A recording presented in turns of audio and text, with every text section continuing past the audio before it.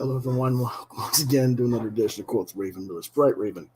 It is Friday night genre talk, and we are talking fantasy novels tonight. I'm your host, Lewis Bright Raven, 29-year writer, illustrator, editor of comic, science fiction, fantasy, horror novels, role-playing games.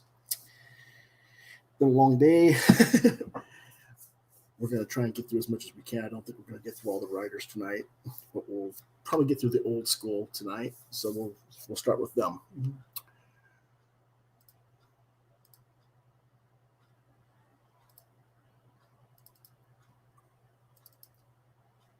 Now, my picks for the night are based on classics that I read on my childhood, and stuff that we've probably all heard of from the old school, but I'm going to hopefully pick some that people haven't heard of as well. And then I'll try to get into the new school, more modern stuff as well, hopefully but I don't know because we had some difficulties and I lost some of my graphics, so I don't know what all I have up and what all's not here, but we'll see what we can do. We'll start with Alice in Wonderland and Through the Looking Glass, writer Lewis Carroll, real name Charles Dodgson, originally released in 1865 and 1871. What it's about: Alice's Adventures in Wonderland tells the story of a young girl named Alice who falls through a rabbit hole into a subterranean fantasy world populated by peculiar anthropomorphic creatures. It is considered one of the best examples of literary nonsense genre. The tale plays with logic and gives the story lasting popularity with adults as well as children. Don't have a whole lot to say about this. If you haven't read it, why not? If you've seen the movies, animated or live action, they don't even come close to the books. So if you haven't read this, go read and enjoy. Recommended for ages 10 and up, 5 stars. I read this as a child. I read it again in college as part of literary analysis and criticism and part of fantasy and science fiction courses that I both took as a student and taught later on as a teacher. And this is clearly one of the more influential pieces of fantasy novels, not just in terms of what it did on its own merit, but how it's affected other writers to expand upon the storylines after Carroll had passed away, and all the different adaptations from film to television to comic books.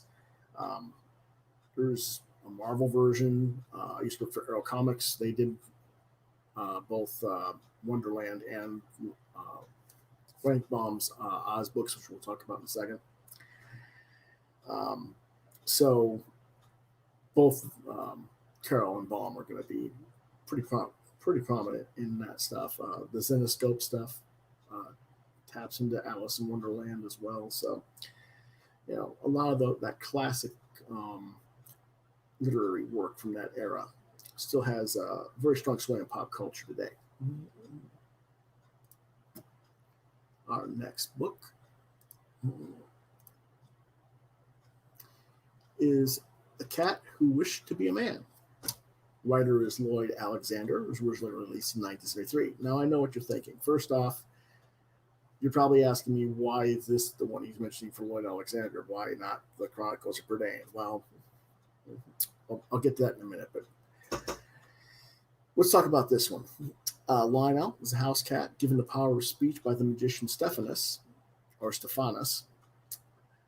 who begs his master to turn him into a man. After many objections concerning the depravity of humans, Stephanus relents, and the transformed Lionel begins his adventures into the town of Brightford. The mayor and his officers are plaguing Brightford with capricious rule and economic hardship. The mayor is especially covetous of the inn belonging to Jillian, with whom Lionel begins a rocky friendship. Lionel becomes entangled in the struggles of Brightford and escalates the conflicts between the mayor and the people, while falling in love with Jillian as he becomes more and more human. Culture Vendor says, "Hey Raven, how you doing tonight, pup?" So I took a little bit of time. While falling in love with Jillian as he talking problem there with getting the show started on time. Now, I suspect, like I said, a lot of people were expecting me to talk about Chronicles of Burden. Totally understandable. And by all means, count that as something worth your time to read if you haven't already done so. But I picked The Cat because of my first exposure to Alexander. This was my first exposure to Alexander at a very young age. I think the first time I read this book, I was 6 years old. And like Peter S. Beagle's Last Unicorn, which we'll also talk about, and we've talked about The Last Unicorn before when we were talking about anime films, Rankin Basket adaptation of Last Unicorn. This book shares that sense of the loss of animalistic innocence once the animal has become human and is burdened with humanity. And I found myself feeling very sad for Lionel as a child because I felt like he lost something precious to him by becoming a human. Yeah, and he was warned by the wizard, of course, not to do it. But and I often think about that even to this day when I think about just spending time with my cat. It's like, man, you're lucky. You don't have to worry about all the things that we humans think about and worry about. So it's like you kind of just wish you had that kind of ability to have that. But at the same time, the animals are so interdependent on humanity to take care of them, especially once they're domesticated. So it's an interesting conundrum. Unfortunately, I don't have a copy to reread it to see what my reaction would be to the book as an adult. But it was a favorite of mine as a child, and because I read it as a child, I would later check out the Chronicles of Burden, which I might not have otherwise. To be honest with you, the only story of Burden I ever really liked was The Black Cauldron, and there's like 4 or 5 books in the Burden series, and I only like that one, really. But anyway, Cat Who Wished to Be a Man is recommended for ages 7 and up, maybe a little bit older, but like I said, I got it when I first read it when I was like 6, and I read a little bit older than my age, so who knows. I give it 4 out of 5 stars. John Norris says, good evening. Hey, John. Pop Culture Avenger asks, have you ever heard of the Lewis Carroll Society of North America? I've heard of it, but I'm not like familiar with it.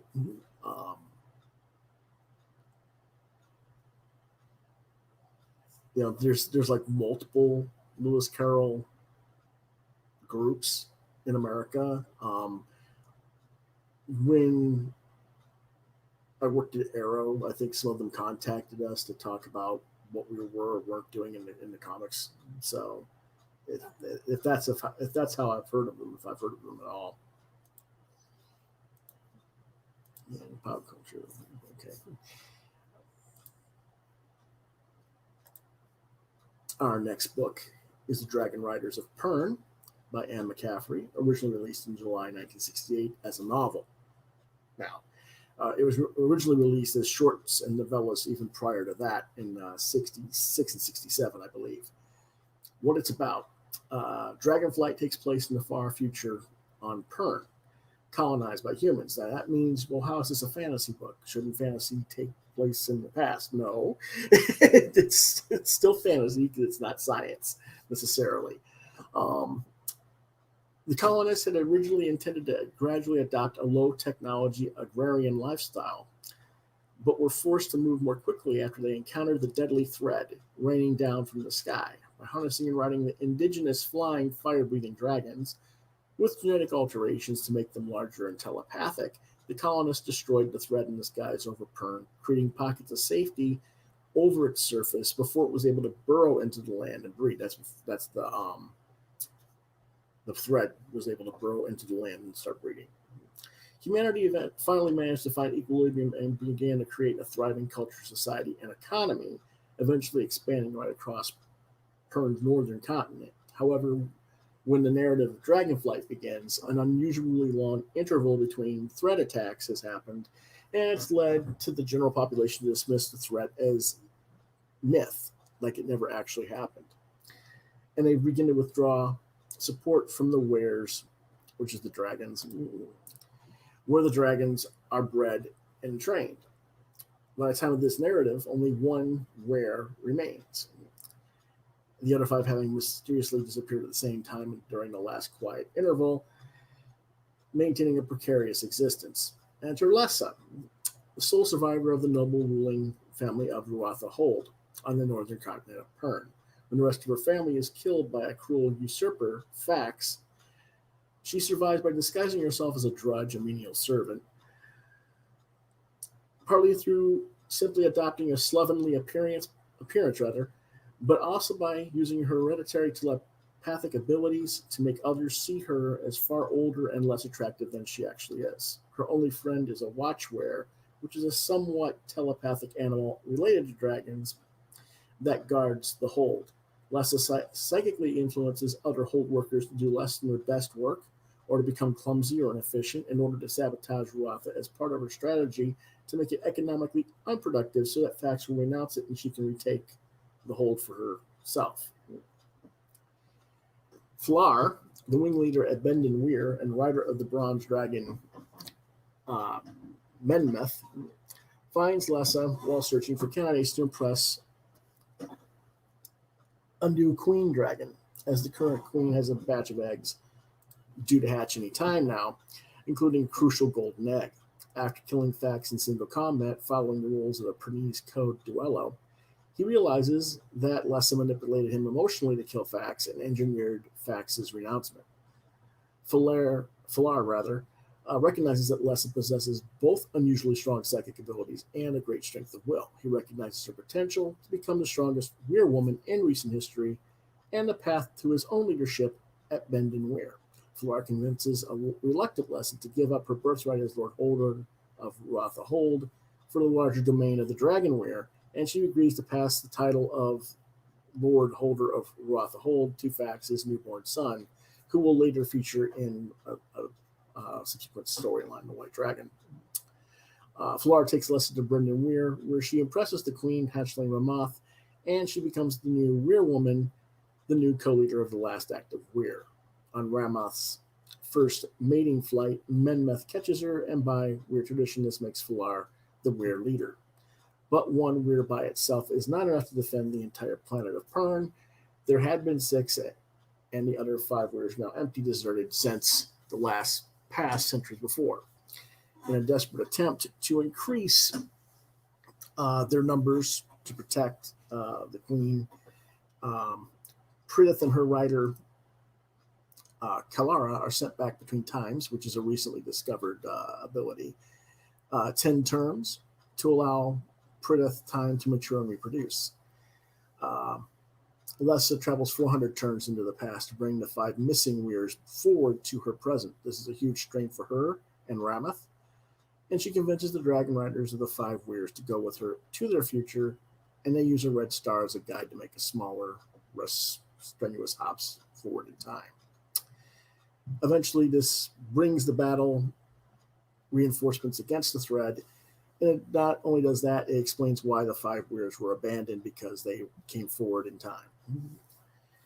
It's a classic book, written at a time where I think today's audiences might think it feels antiquated, but remember, we're talking about strong, willful female protagonists who stand up for themselves, be it among their friends or their enemies, and that is something that was not common back in that era when it was being produced originally, and in fact heavily influences a lot of the so-called woke fantasy fiction of today. Maybe the day modern writers aren't as skillful as Mccaffrey, so maybe people should read the old stuff and see where the new stuff is coming from. Recommended for ages 12 and up. I give it 4 out of 5 stars. Pop Culture Avenger says, really good series. Reads by Mccaffrey, very popular. They were in their time. These days, I watch a lot of book reviewers on YouTube, and they just kind of like crap all over it. Like, oh, it's old hat, and it doesn't do like the modern stuff. And I look at them and I go, you wouldn't even have modern stuff if not for Dragon Riders of Pern and some of these other books that we're going to be talking about here. But it is what it is. I think it's just cultural, generational gaps of what people respect. It's like, today, if you're an X-Men fan, it's perfectly acceptable to crap all over Claremont, even though without Claremont you wouldn't have X-Men. You know, it's the same kind of thing.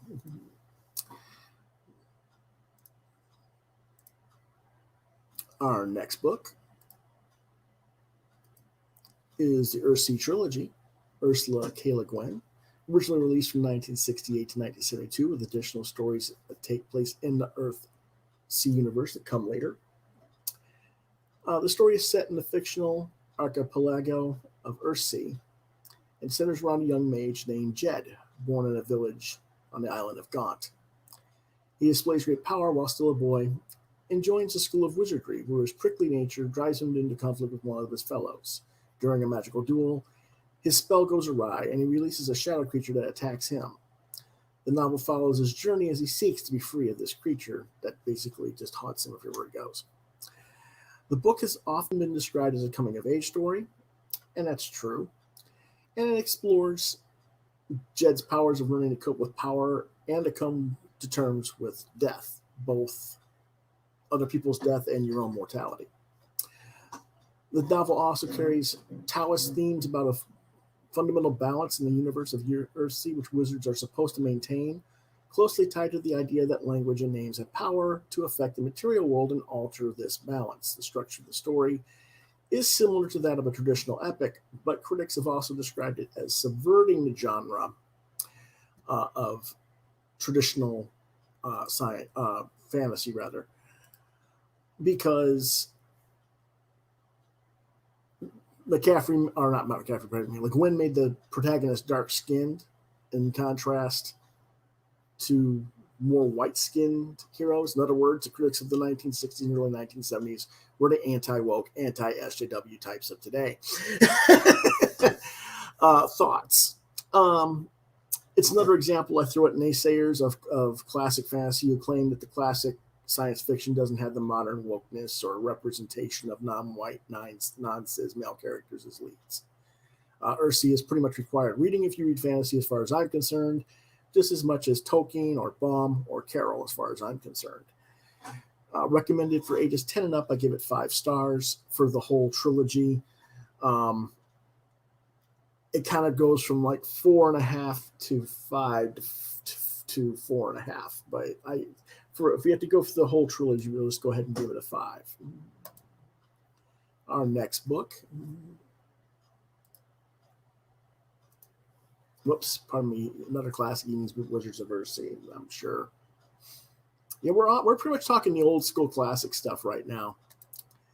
Pop. I'm gonna do my best to get through all those and get over to the modern if I can. Next book is Elric of Melniboné Saga, also known as the Elric Saga by Michael Moorcock, originally released in 1961 as a short story, The Dreaming City, but this novel that you see here, the book 1 of the Elric Saga, was released in 1972. What it's about? Well, it's basically the history of Elric and his adventures as a sorcerer mage. The first novel, Elric of Melniboné, is the origin tale of Elric and how he became the wielder of the powerful magical blade Stormbringer. After the death of his father, Elric reigns as the 428th sorcerer king of the island kingdom of Melniboné, known as the Dragon Isle. Elric believes that, after millennia of dominating the world, the Melnibonians have become decadent, and their empire is going to crumble, a shadow of its former glory. Only the capital city, Ymir, has not reverted to wilderness. Melnibonians are a haughty, arrogant race who live strictly for pleasure and novelty. Slavery and torture are commonplace, and he's pretty much like, this isn't right. We have to be better than this, but I don't know how I'm going to get society to straighten up, even though I'm the ruler.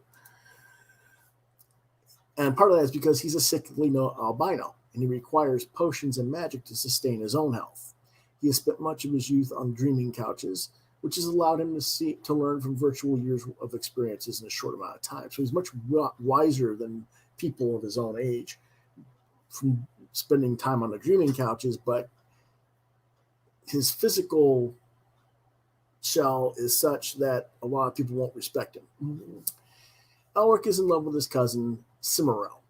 Elric confides to Cimmerel that he would like to bring morality and fairness to Melniboné, and that he's not interested in cruelty or power, as were his ancestors. enter Yirkun, Cimarel's brother, who also desires Cimarel, his own sister. Yay. That's creepy, isn't it? And plots to take the throne of Meldavone for himself. When a fleet of invaders from the Young Kingdoms attacks Emir, Elric leads the Meldavonian war barges to destroy them. During the battle, Yirkun takes advantage of Elric's weakened physical state and pushes him overboard into the sea. However, Elric is saved from drowning by the sea god Strasha, who transports Elric back to Meldavone. Elric plans his punishment for Yirkun, but Yirkun escapes and kidnaps Cimarel. Thus, Elric makes a pact with Arioch, one of the Lords of Chaos and patron of Meldavone, and asks for Arioch's help in finding Cimarel. Strasha grants use of the ship that travels over land and sea to Elric, and he uses these resources and overcomes Yirkun's defenses and confronts him.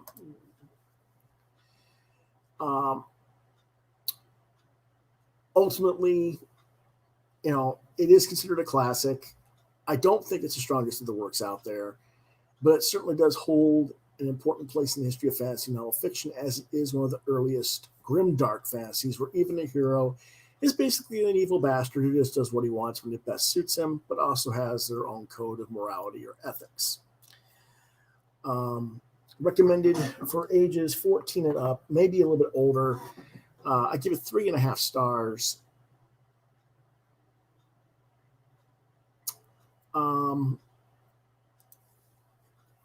The main thing that modern audiences are going to have against Elric is the whole relationship between him and Cimarel and Murdo and Cimarel, the whole thing, because Cimarel is kind of like this prize that the two guys are fighting over, which they shouldn't even be fighting over because she's a relative, type thing. It's kind of a weird thing there. And a lot of people would say that's not cool. And I can totally understand that. And you might not necessarily like Elric very much because, like I said, he is kind of a bastard in the storyline. So there you go. But the main, I think, one of the big things with Moorcock is when you take into consideration Elric's weaknesses, physical weaknesses, and his need to take medicine and magic and stuff to keep himself sustained, and the uniqueness of the two swords, Stormbreaker, and I can't think of the other one right now, the one that Myrdoon gets. But anyway,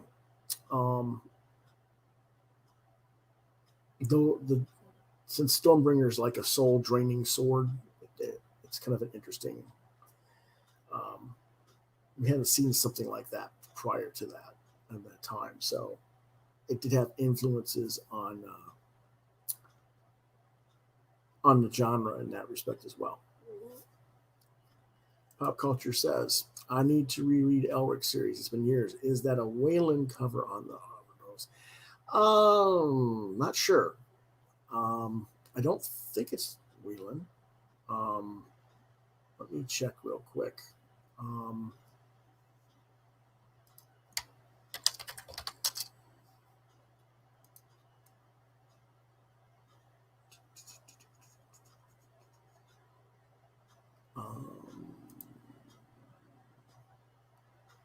There's so many different versions of Elric on this one.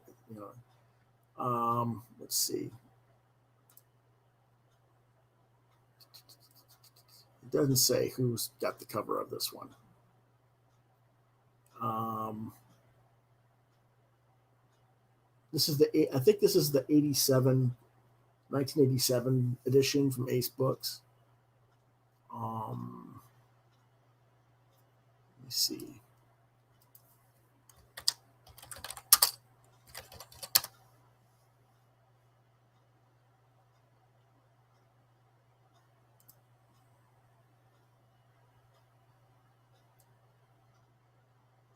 Yeah, it just doesn't say anywhere that I can find it. I apologize for that.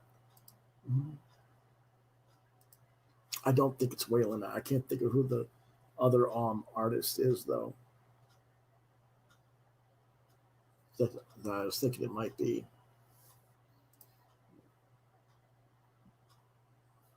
I apologize for that. My bad. Should have done a little more research, I guess. Our next book is the Gorman Gas Novels. This is a collection of the first three. Writers Mervyn Peake. They were originally released from 1946 to 1959. The story begins with the birth of the eponymous Titus. That's the Titus Groan and Titus alone for the first and third novels, as the heir to the throne of the House of Groan, and finishes just over a year later with his Earling, or formal investiture, as the 77th Earl of Groan after the untimely death of his father, Sepulchrave. As Titus is only an infant in this novel, he only plays a minor role in the first book. The main plot, therefore, follows the somewhat bizarre inhabitants of Gorman Gas Castle, and in particular chronicles the rise to power of Steerpike, a scheming kitchen boy. Steerpike successfully destroys the existing order of the castle by inciting the power-hungry and son twin sisters of Sepulchrave, Cora and Clarice, to burn Sepulchrave's beloved library. This event drives Sepulchrave into madness and eventually into taking his own life. Although Cora and Clarice are not exposed as the perpetrators of the fire, they are now under Steerpike's power. A subplot involves the feud between Sepulchrave's loyal servant Flay and the chef Swelter, and that also ends up with them fighting and Swelter being killed. But ultimately, the first book is about all these characters that are going to be ruling Gorman Gas while Titus grows up.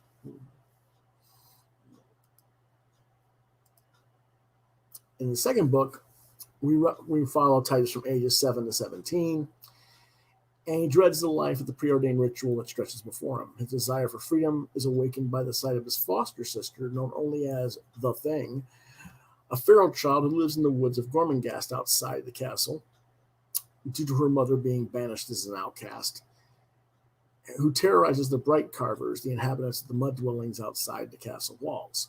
Her life of wild freedoms make him realize that an existence is possible other than the rigid formalities and ritual of the castle. Meanwhile, Steerpike is continuing his rise to power by killing Barquentine, the master of ritual, and taking his place, but eventually Steerpike is finally unmasked as a traitor and murderer. The castle is flooded by a rainstorm, and in a watery duel between Titus and Steerpike, Steerpike is killed, leaving the way clear for Titus to finally take over and reign.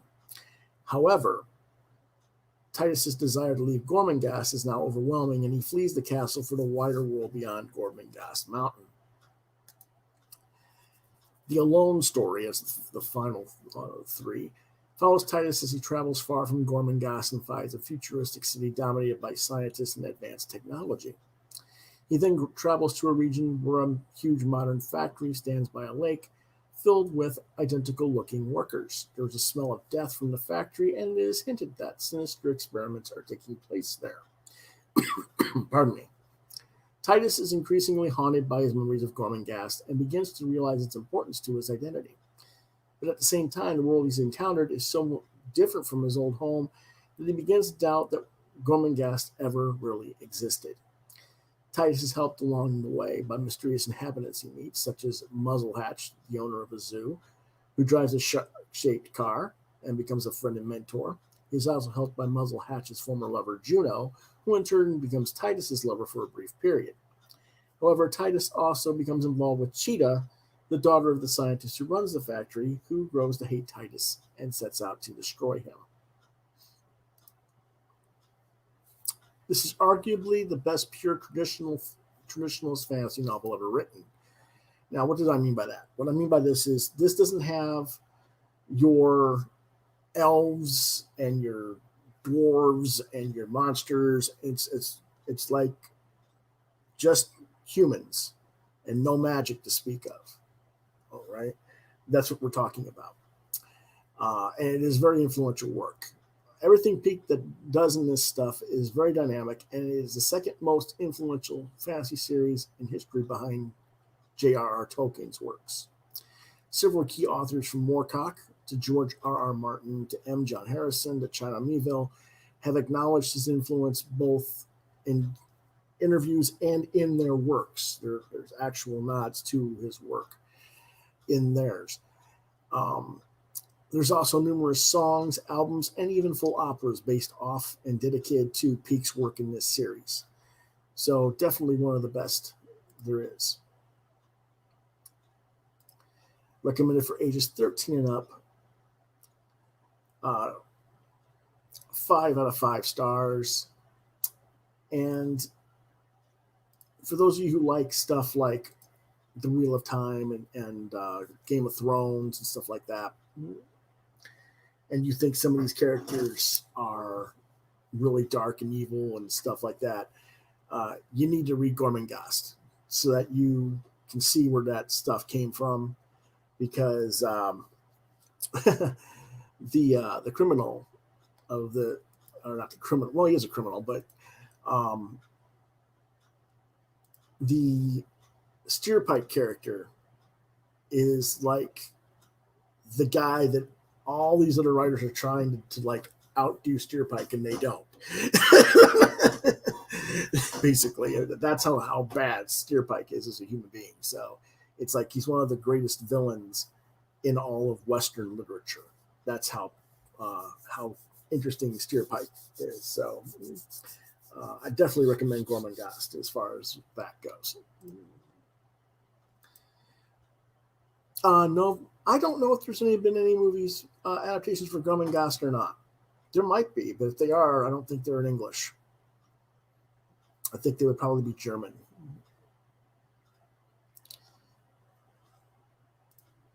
Let me see here.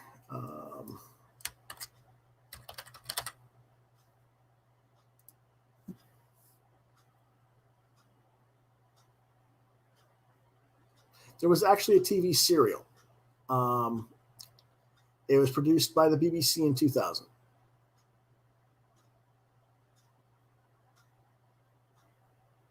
And there were only 4 episodes, apparently. And Steerpike was played by Jonathan Rhys-Meyers, and Flay was produced by Christopher Lee, or played by Christopher Lee. So interesting. I don't know. Like I said, I don't know how far they go with it, but that would probably be.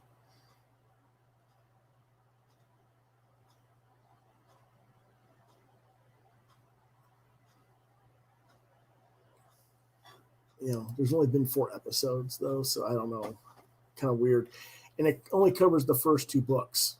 Titus Groaning Gorman Gas doesn't cover anything that happens in Titus alone. So I don't know. That's an interesting thing, though.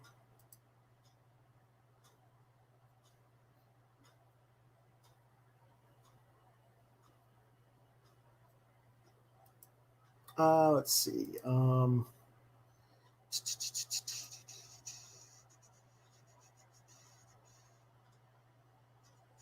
I don't know if there is a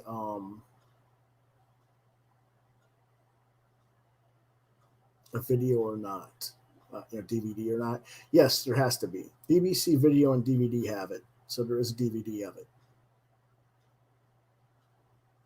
But I think when they do it, they kind of modernize it a little bit. So I don't know. It'll be interesting if I can find it. So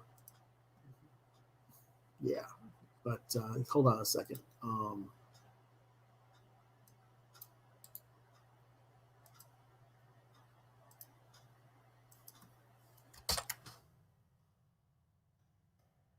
There you go. There's the information on the TV serial.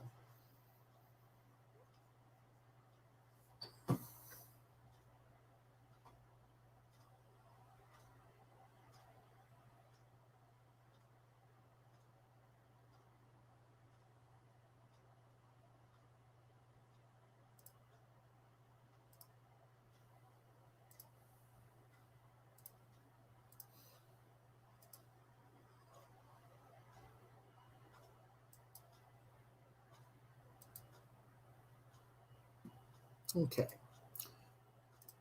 moving along to our next one. The Complete Grimm's Fairy Tales, writers Jacob and Wilhelm Grimm. Originally released in 1812, there have been hundreds of editions reprinted since, some of them incomplete, some of them, rebuilt and over because it started out with something like 86 and then expanded to over 200. But the edition shown that on the screen is the 200th anniversary edition that was published in 2012, and it has all 211 tales in it. What it's about: the Grimm brothers collected and retold classics, children's myth stories from all over Europe and collected them in one edition. Originally, there were 86 stories, and it would grow into a multiple book editions spanning over 200 stories. Obviously, I can't and won't review all the stories here. We'd be here until the end of the year, if not longer if I tried. But among the most popular stories that you probably have heard of from the Grimm's fairy tales include Rapunzel, Hansel and Gretel, Cinderella, Little Red Riding Hood, Rumpelstiltskin, Snow White, Sleeping Beauty, and Snow White and Rose Red, which are not the same Snow White.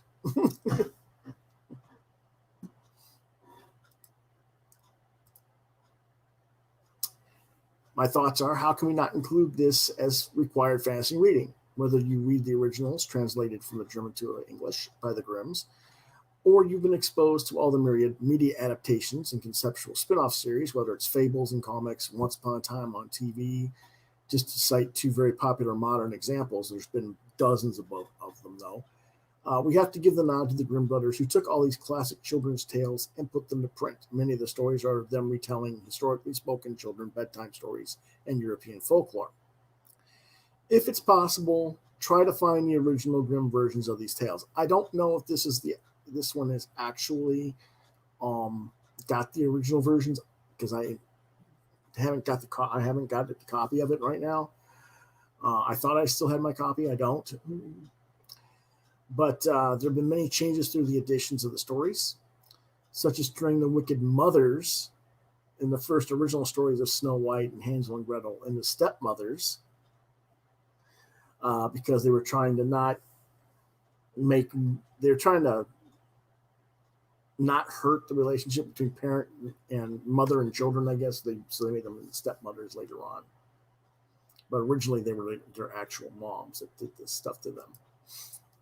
And of course, they also removed many of the sexual context from these stories, like Rapunzel innocently wondering why her dress is getting tighter around her belly, which tips off the witch Dame Gothel of her pregnancy and Prince's visits to Rapunzel's tower. But in many respects, the violence, particularly when it's coming to punishing the villains in the stories, was actually increased and intensified to make up for it, I guess. Anyway, recommended for ages 10 and up, rating 5 stars. And I've got someone here who wants to say hello. Maybe. I don't know. You going to get up here? You going to come up here? He's being silly. Well, hey.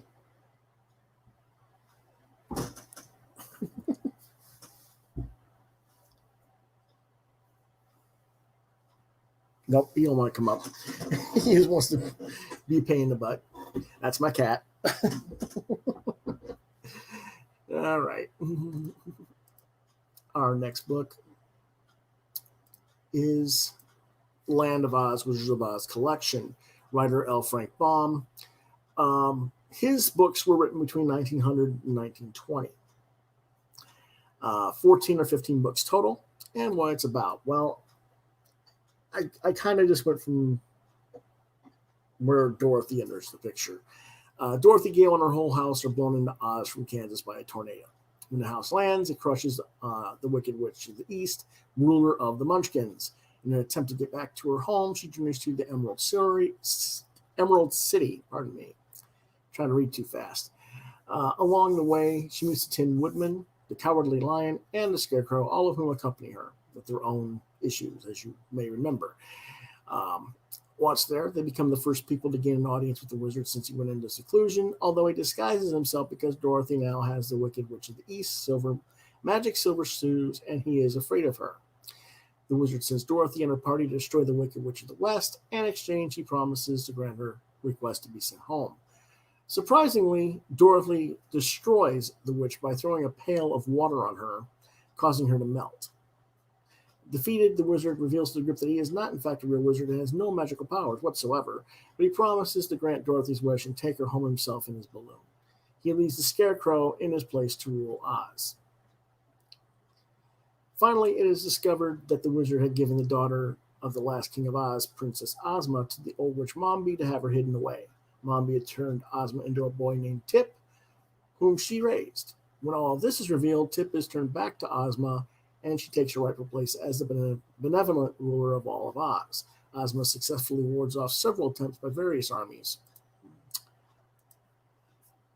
to overthrow her, and to prevent any upheaval of her rule over Oz, she outlaws the practice of all magic in Oz, except by herself and the returned and reformed Wizard of Oz, and by Glinda, and she has Glinda make all of Oz invisible to outsiders. Ozma remains the ruler of Oz for the rest of the entire series.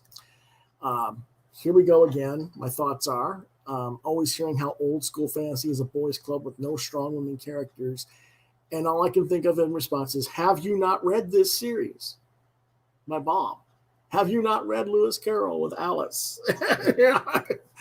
Anyway, there are 14 or 15 novels to the Land of Oz series, but since he passed away, the whole storyline has been expanded by other writers to over 50 novels. And most of it's pretty good stuff. The great stuff, of course, is Bomb, but even the stuff after Bomb, there are some good books. My rating for the Bomb books are 5 stars. Post Bomb, I have to be a little bit more critical because they do make some changes that don't make sense. So it varies from 3 to 3.5 stars on average for most of the books post Bomb.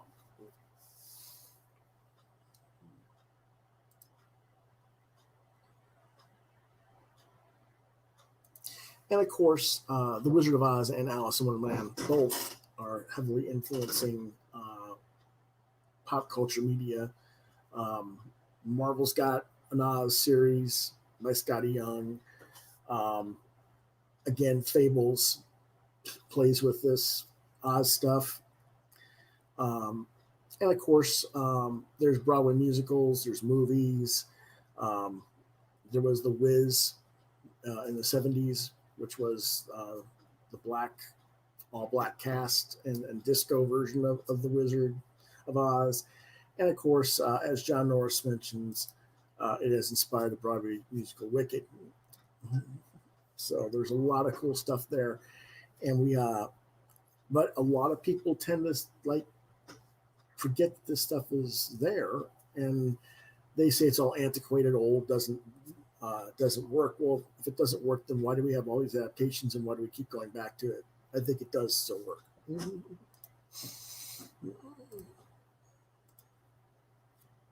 Our next book. The Witch Scared Me as a Little Kid. That would be the Wicked Witch of the West, right? Not the one that was landed on by the house.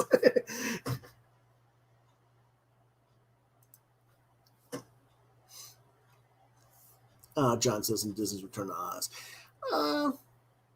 I can't really say on that one. I know I've seen it, but I don't really. Is that the one with? James Franco in it as Oz. I don't remember if that's the one you're talking about, John. If that's the one you're talking about, I'll wait for you to confirm or deny.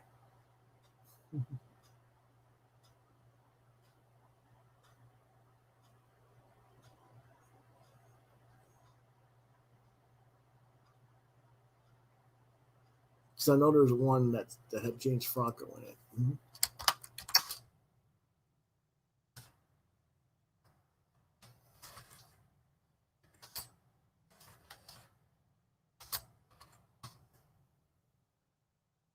Now that would be Oz the Great and Powerful, wouldn't it?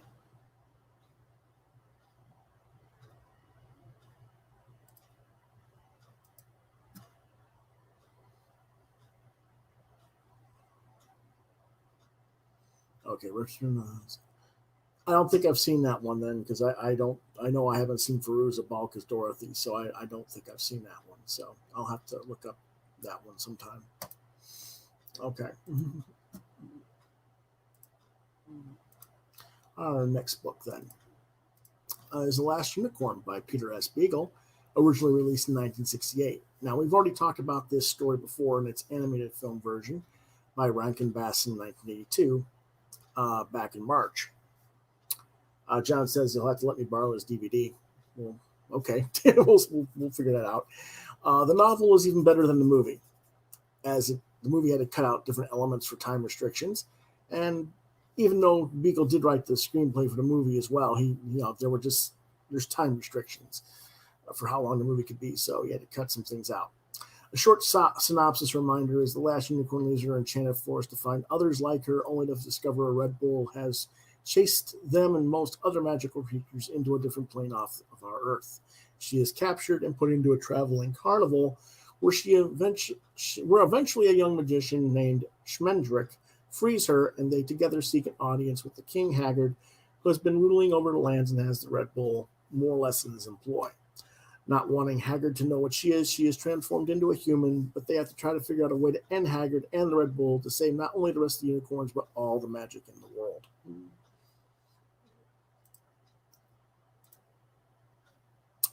And again, as awesome as the movie was, the book is better. There's just more nuance to the backstory of Haggard and his kingdom and why he is the way he is in the book than there was time to fully explain it all in the movie.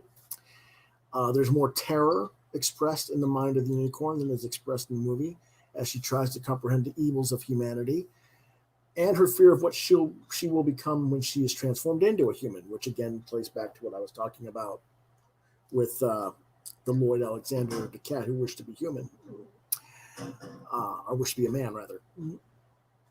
Little aspects, story elements that just bring it up a notch or two from the filmed version. And as you recall, I gave the movie 5 stars, so make of that what you will. Rate it for 10 and up, 5 stars plus, because if I gave the movie 5 stars and I'm saying it's better, I got to say plus, right? It's only fair.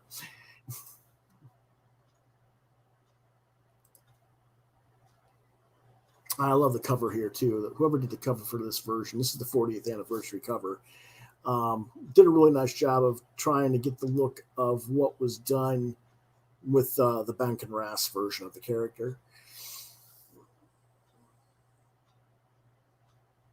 But still have a few more painterly, I guess. Don't have a lot to say other than, Fritz Lieber Lankmar, also known as Fafhrd and the Grey Mouser. Recommended for ages 13 up, 4 out of 5 stars. A lot of people will have an issue with Lankmar, with these characters, largely because of the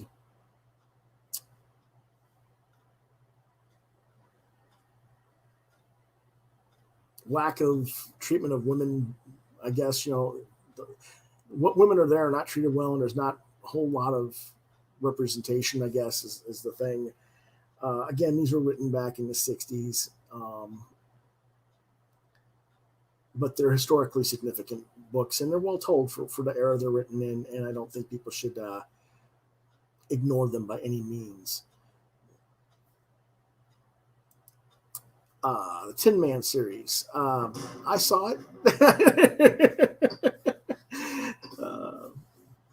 Yeah, it was decent. It was decent. It was interesting, much more interesting than I thought it was going to be.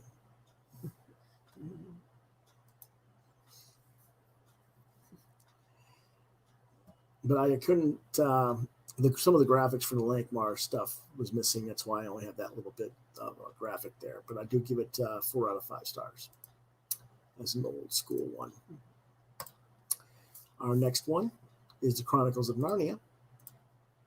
Writer C.S. Lewis, originally published from 1950 to 1956.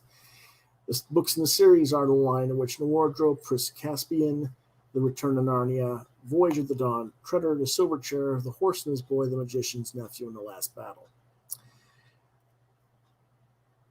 The story, it begins with the story of four children: Peter, Susan, Edmund, and Lucy Pevensey, who have been evacuated to the English countryside from London following the outbreak of World War II. When they visit their relative, Professor Diggory Kirk's house, they discover a wardrobe that leads to the magical land of Narnia. The Pensivey children help Aslan, a talking lion, save Narnia from the evil White Witch, who has reigned over the land of Narnia for a century of perpetual winter with no Christmas. The children become kings and queens of this newfound land and establish the golden age of Narnia, leaving a legacy to be rediscovered in later books. In the second book, Prince Caspian, The Return of Narnia, it tells the story of the Pensivey's children's second trip to Narnia a year after their first. They are drawn back by the power of Susan's horn, blown by Caspian to summon help in his hour of need. But the Narnia as they knew it is no more, as 1,300 years have passed in the year that they were gone in our world. Their castle is in ruins, and all Narnians have retreated so far within themselves that only Aslan's magic can wake them. Caspian has fled into the woods to escape his uncle Miraz, who has usurped the throne. So the children set out once again to save Narnia. And that's what that second book is about. The next book is The Voyage of the Dawn Treader, and it sees Edmund and Lucy Pevensey, along with their priggish cousin Eustace Scrubb, return to Narnia 3 years after the previous book. Once there, they join Caspian's voyage on the ship Dawn Treader to make the Seven Lords who were banished when Miraz took over the throne. So they're looking for the different lords that were banished. And it's an okay book. The Silver Chair, however, is the first Narnia book not involving the Pevensey children and focusing instead on Eustace.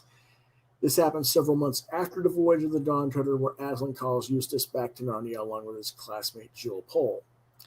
They are given 4 signs to aid them in the search for Caspian's son, Wilhelm, who disappeared 10 years earlier on a quest to avenge his mother's death. 50 years have passed in Narnia since the events of the voyage of the Dawn Treader. Eustace is still a child, but Caspian, barely an adult in the previous book, is now an old man. Eustace and Jill, with the help of Puddleglum, the Marsh Wiggle, they face danger and betrayal on their quest to find William. The next book that was published is The Horse and His Boy. The story takes place earlier in the story overall, during the reign of the Pevensies in Narnia, an era which began and ended with the last chapter, The Lion, Witch, and Wardrobe. The protagonist, a young boy named Shasta, and a talking horse named Bree, both begin in bondage in the country of Kellerman, but by chance they meet and plan their return to Narnia and freedom. Along the way, they meet Erebus and her talking horse, Hwyn, who are also fleeing slavery to Narnia. The next book is The Magician's Nephew, and it serves as a prequel to the overall series and presents Narnia's origin story, how Aslan created the world and how evil first entered it.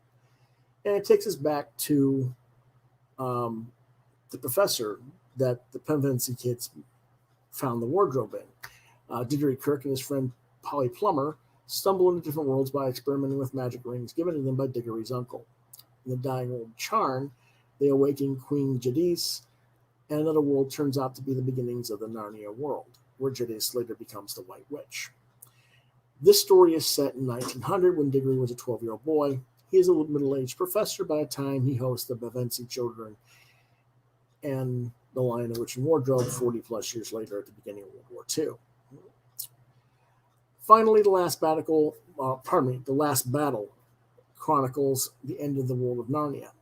Jill and Eustace return to save Narnia once more from the ape Shift, who has tricked Puzzle the donkey into impersonating the lion Aslan, thereby precipitating a showdown between the Calormenes and King Tyrion. This leads to the end of Narnia as is known throughout the series, but it allows Aslan, the real Aslan, to lead the characters to the true Narnia.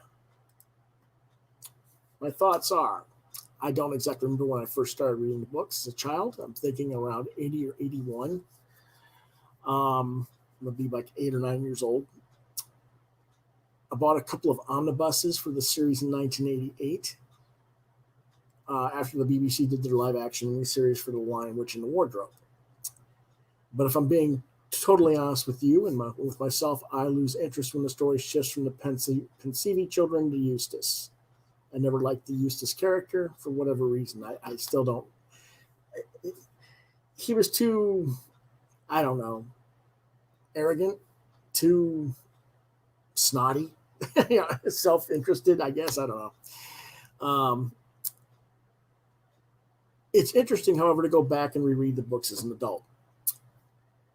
As a child, it's all thrilling adventure. But as an early adult, when I started reading them in 88, I was 16, so I was a little bit older. But then you figure college, I had to read them again for college. For children's literature, children's literature for my children's lit class. So there we go. But as an early adult, where I'm like 19, 20, 21 years old, I'm thinking, why are all these entities, these people, letting these children rule and fight for them?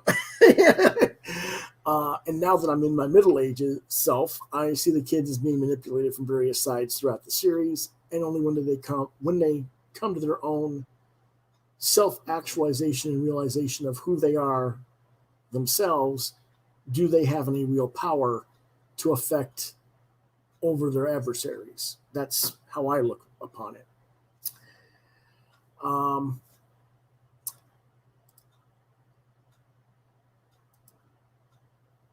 Yeah, I think that's actually 88, but not 1990. But either way, it is very well done.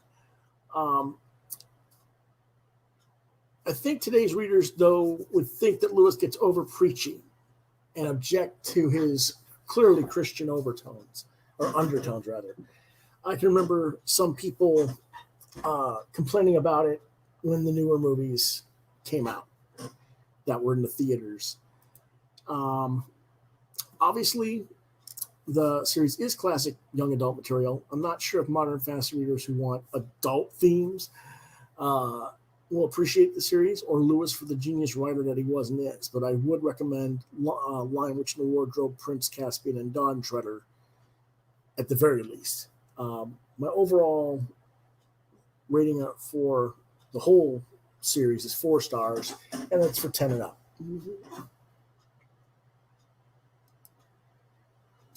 Our next book is The Phantom Toll Booth. I don't know if people remember this book or not. The writer is Norton Juster, originally released in 1961. And what it's about is a bored young boy named Milo unexpectedly receives a magic toll booth one afternoon, and having nothing better to do, he drives through it on his toy car, transporting him to the Kingdom of Wisdom, which is once a prosperous nation but is now troubled. There he acquires 2 faithful companions, a dog named Tuck and the Humbug. And he goes on a quest to restore to the kingdom its exiled princesses named Rhyme and Reason from the castle in the air. In the process, he learns valuable lessons, finding a love of learning. The text is full of puns and wordplay, such as when Milo unintentionally jumps to conclusions, which is an island in wisdom, thus exploring the literal meanings of idioms. Though the book on its face is an adventure story, a major theme is the need of love of education. Through this, Milo applies what he has learned in school, advances in his personal development, and learns to love the life that previously had bored him. I think that Juster is one of the most underappreciated writers of fantasy.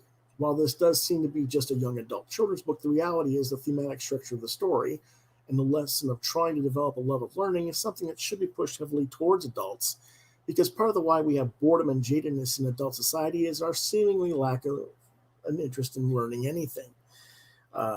We're adults. We know it all. Well, actually, most of us don't know shit. And you're supposed to be learning all sorts of new things always throughout your life.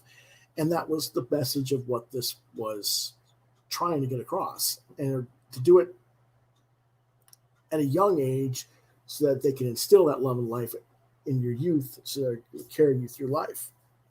But I think because people don't share books like these anymore because they're outdated, they're antiquated, this lesson has been lost on society, unfortunately. So I part of me wants to find out if there's like a sequel with an adult version of the character, but and if not, maybe I should write it. Anyway, recommended for ages 10 and up, 4 out of 5 stars.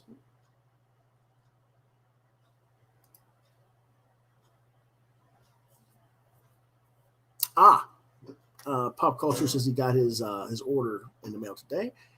Okay, that's great. Glad, and you're glad you got everything. It came well, and that you enjoy it. And thanks for watching. We'll hopefully see you probably Monday, but I'll see what we're doing with the weekend.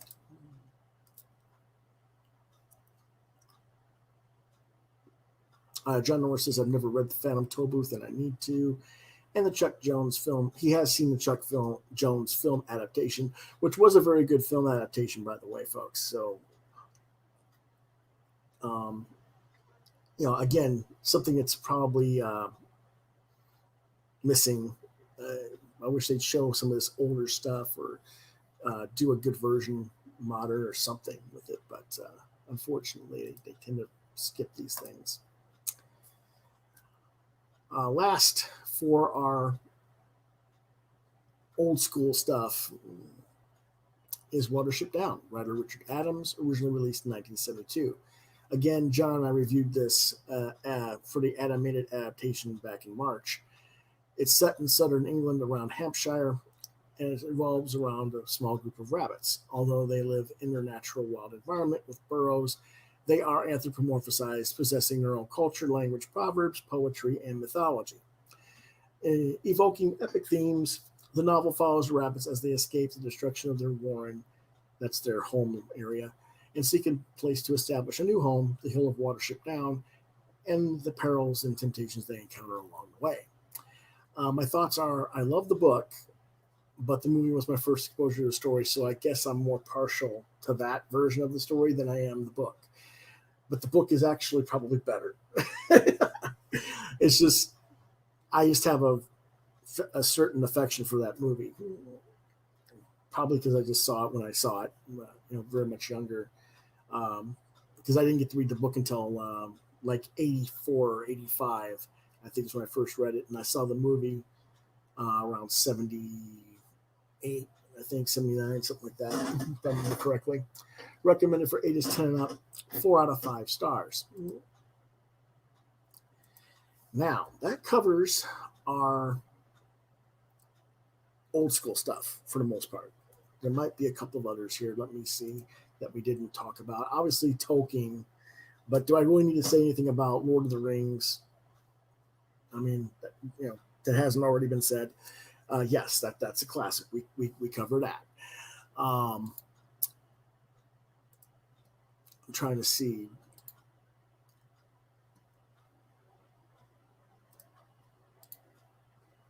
There's something else here. I'm trying to find it. Let me see. There we go. There, that moves that. Now, let me look here. Who else did we forget?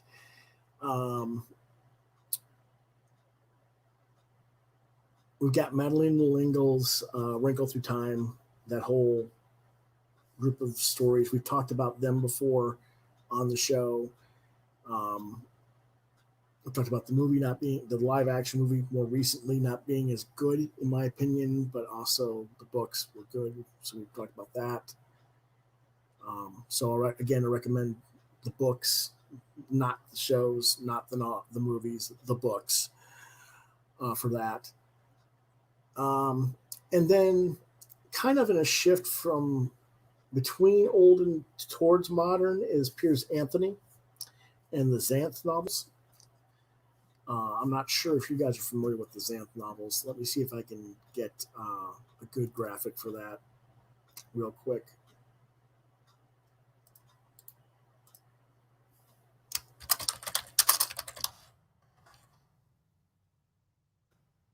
It started in 1977 with a spell for chameleon.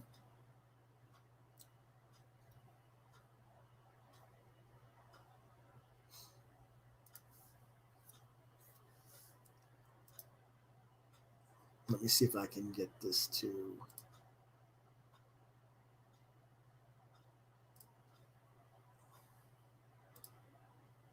share the right screen for you guys.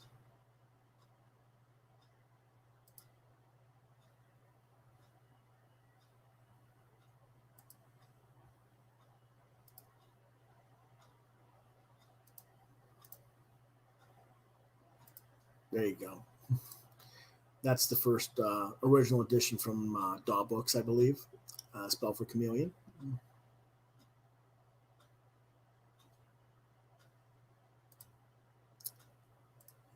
Sorry, I can't share it and read it, everything to explain to you guys.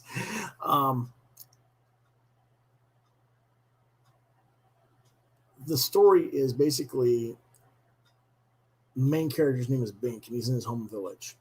He must discover his magical talent before he becomes of age, or he'll be exiled to Mundania. In other words, the land of the mundane. On his way to see the good magician Humphrey about whether or not he has a magical talent, Bink runs into three different women, Wynne, Dee, and Iris, as well as Chester and Cherie, Centaur, and Crombie the soldier. He finds out from good magician Humphrey that he has magician caliber magic, but that it can't be identified. Because his talent can't be discovered, Bink is exiled to Mundania, the land of no magic. While there, he is captured by the evil magician Trent, who was exiled 20 years ago for attempting to overthrow the current king. Trent isn't trying to invade Xanth by using his mundane army to usurp a throne, but has been consistently prevented from entering Xanth by the magic barrier that surrounds it. He believes that Bink can help him get into Xanth by providing information on the location of the source of the magical bearer, and any attempts to coerce Bink into giving him this information. Trent has prepared a special elixir that can temporarily nullify magic, and has a special catapult that can hurl this elixir into the land of Xanth. All that Trent needs now are the exact coordinates of the shield stone. But Bink refuses to cooperate and is thrown into a pit with a woman from Xanth who was followed them there named Fanchon. Bink and Fanchon escape to sea, but they are pursued by Trent's forces. Eventually, however, they are all swept into Xanth via a whirlpool in the ocean, but Trent's forces are left behind. Thus, they decide to declare a truce until they can safely make their way out of the wilderness. While traveling, they discover a different castle built 800 years ago by one of the early kings of Xanth, but it was abandoned 400 years earlier. It is here that Bink learns that Fanchon, Wynne, and Dee are all the same person named Chameleon. And the castle is haunted by relatively benign ghosts and zombies and is an area of heightened magical power. The castle, in fact, seems to possess some sort of a form of awareness and has actually used its control of the surrounding area to herd the trio onto its grounds. It detected the presence of two magician caliber talents in the group, Bink and Trent, and lured them here in hopes that one of them could become king and restore the castle to its former glory. The group leaves Castle Rugna on their way to see the king, but are eventually forced to break the truth when Bink refuses to join Trent in taking over Xanth. While they're arguing, Iris of Illusion shows up and offers to marry Trent and help him become king. Iris craves power, but as a woman, she's barred from ruling Xanth, so she's decided, well, the best thing to do is marry a king then. Trent and Bink agree to a duel to the death or surrender. If Bink loses, then he will stay out of Trent's way, but if he wins, then Trent will cease his effort to gain the throne. In the course of this duel, Trent deduces that Bink's unknown talent, which is that he can't be harmed by magic,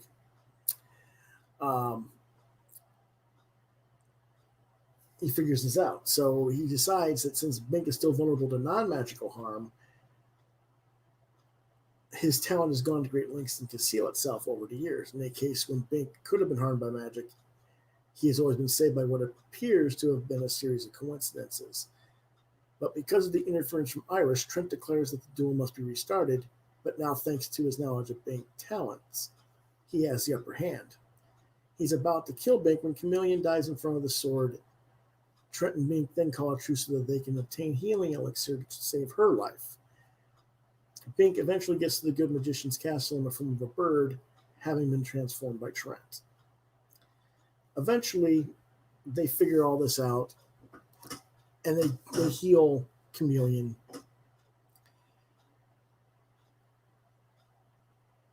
And the council of the ruling body of Xanth says, okay,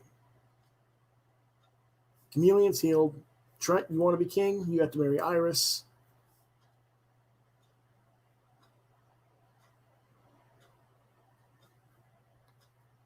And Trent decides, okay, I'll do that. And his first act as king is to get rid of the magical barrier between Xanth and Medania and allow Bink and other non-magical folks, including general mundanes, the right to stay in Xanth. And that brings all of his forces that were going to do battle in Xanth, just the ability to immigrate to Xanth, which is what they wanted anyway. So that's basically what happens. And Bink and Chameleon obtain a cottage just outside the castle, and Bink becomes the official researcher for Xanth. Now, Bink is a very quirky character to begin with, and Piers Anthony does a lot of weird things with his books. He does characters that are multifaceted, but they also contradict themselves, not consistently, but constantly they're contradicting themselves in the first book. But as the series of Xanth goes on from the original spell for Chameleon, you start seeing the pattern of their mindset and behavior. It takes Anthony a little bit of time to get his characters really consistent, I think.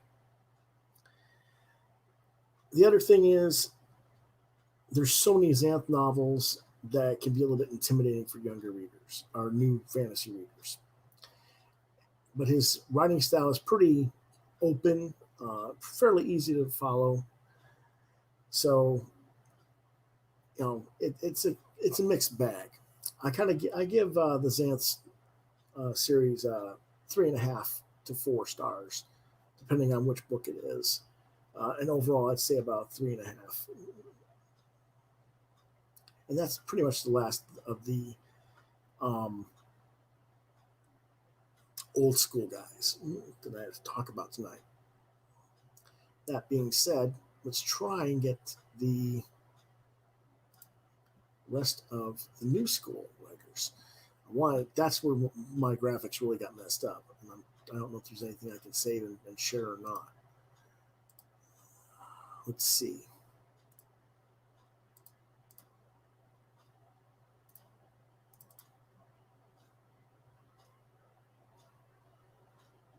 Okay.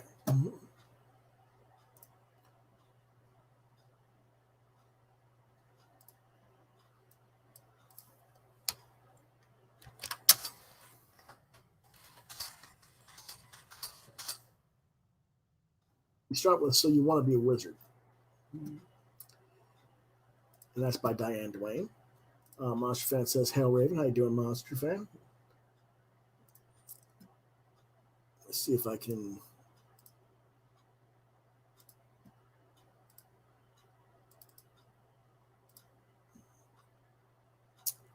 And again, this is by Diane Duane.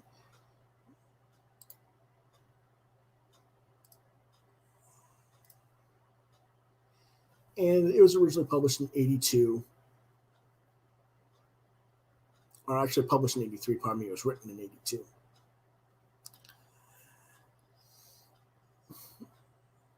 And basically what it's about is It follows a 13-year-old girl named Nita Callahan, who discovers a book titled So You Want to Be a Wizard while hiding from bullies in a library. She takes the book home with her and discovers that it's about the art of wizardry, but she does not completely trust the book's claim that she can become a wizard if she takes the wizard's oath. But she takes it anyway. The next day, when she's out trying to do her first spell, she meets Kit Rodriguez, another wizard. After they successfully complete a spell together, Nita's doubts are gone, and she's a wizard. The plot is kind of funny. Like I said, Nita Callahan taking refuge in a library from bullies. She checks out this book, So You Want to Be a Wizard. On the way home, however, the bullies catch her and they beat her up, and they take a special pen that was given to her by her uncle. And she reads this book and she's really upset about the situation, losing the pen that her uncle gave her. But before she goes to sleep, she takes the wizard's oath, just out of whatever. And the next morning she wakes up and she goes to a quiet place to work on a pen retrieval spell, and she meets Christopher, also known as Kit Rodriguez, who's also a new wizard. He's trying to make a spell intended to surround him with an aura of fearlessness. Combining their intentions, they create a new spell, which then presents a vision of an alternate Manhattan, polluted, lightless, and frightening. A terrible being composed of pure desire reaches up to consume them, and to escape, they have to open their minds to the universe, which ends up bringing in an intelligent white hole, not black hole, but white hole from space. Translated into English and simplified, the white hole's name is Fred. The next day at school, Fred and Nita attempt to retrieve Nita's pen from her bullies, but unfortunately, Fred miscalculates the gravity required to lift the pen from the bully's possession and accidentally swallows the pen. This makes Fred hiccup objects, including a television, a blue Mercedes, and a Learjet. After school, they seek help from the local advisory wizards. Fred's problem is fixed, but Nita's pen is not recovered. In order to retrieve it, they must link Fred to a world gate in Grand Central Station and pull the pen out of Fred. Fred also has some alarming news. A crucial book has gone missing. Called The Naming of the Lights, is a compendium of information that describes the true nature of everything that has or ever will exist. It is also known as the Book of Night with Moon because it can only be read by moonlight. Its shadow, the book which is not named, contains descriptions that are twisted out of their true patterns. If the lone power, the being of desire and hate sensed by Nita and Kit, were to read that shadow book without the bright book being read, the cosmos would irreparably be skewed to the darkness and basically be destroyed. So they go to Grand Central, and Nita and Kit find that the world gate has been knocked out of place and is hovering above the station. She has to invoke the air to solidify onto a walkway between the roof of the Pan Am building and the gate. And they have to try and get this pen out of Fred, but a group of, I don't know what you want to call them, a pack of werewolves, for lack of a word. They're not werewolves or something else, but they're like werewolves. They attack them, and it causes everybody to plunge through the world gate. On the other side of the world gate, Nita's pen is lying on the floor of a building of an alternate New York City. The landscape is cold, dark, and lifeless, populated by predators. Many of these predators resemble automobiles, but there's also different monsters. And so, they have to get through all that and get the books. They learned the books that were missing, both the Book of Light and Darkness, book is which is not named, rather, are there, and they have to get home. They have to find the books, steal the books from the lone dark power, and then get to their side of the world and close the gate. Lots of work, but they manage.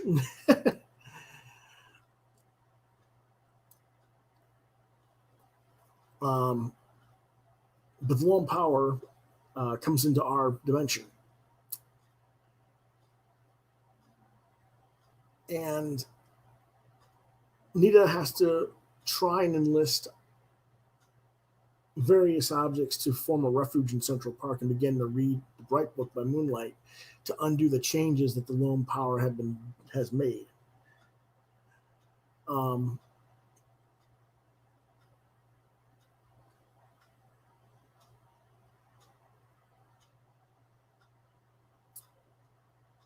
Eventually, they figure out that the book that can be read by the moonlight has the lone power's true name written in the Bright Book, and she has to name it and give the lone power a positive rather than a negative energy. So it's thus renamed Vanquished, and the lone power withdraws, and everything goes back to normal. Now, part of the reason that this book got listed, there we go. Part of the reason this book got listed was because the characters are not white characters; they're Hispanics. And again, this is that era of period, 70s and 80s, where we're getting that shift into more representation of characters. That today's complainers say there's no representation of minorities when there's plenty of it. You just got to go find it and read it and support it.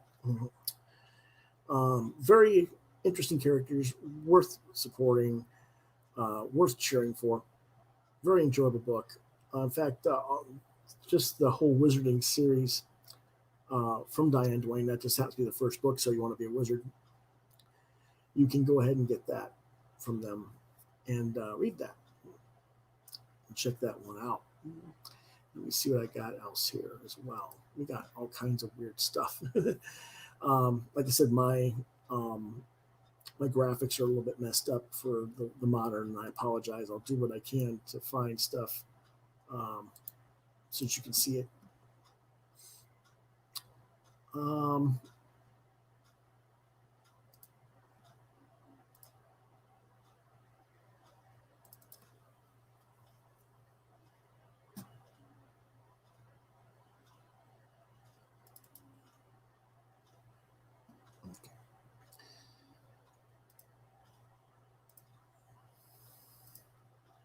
Let me see if it'll share what I want it to share.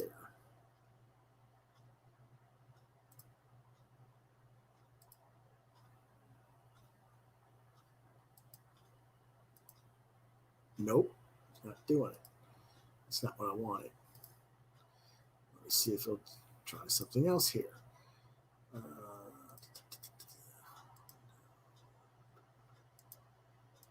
There we go. That should work. Yep, it worked. Okay. This is Shadowkeep, Alan Dean Foster, written in 1983 or 1984, if I remember correctly. This was my, I got this in 83 or 84. I was 11 or 12 years old. The cover caught my eye initially. And it was basically one of the first books that made me decide to be a writer. So it's kind of a personal choice on this one, why this one gets picked. But it has an interesting history.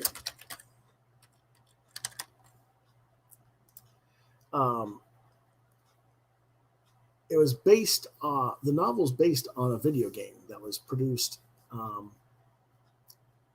in 84. And it was the first book novelization that was done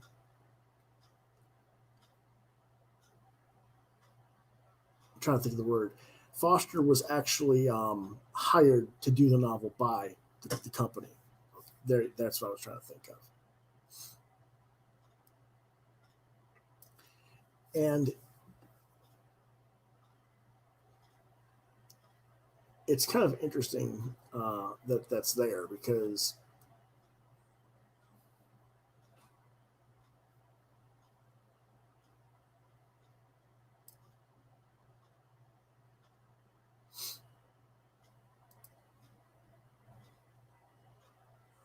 I just thought it was, I'm trying to find the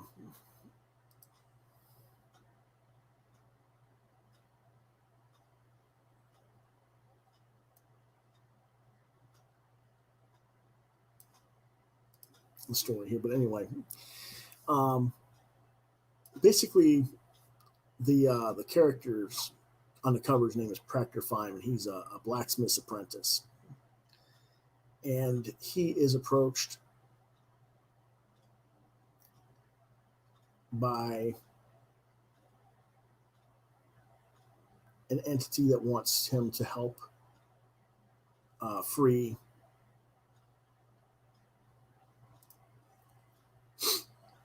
pardon me, rescue a wizard named Necamedon, who's been trapped in this castle, which is a shadow keep, by an evil demon named Dalbret.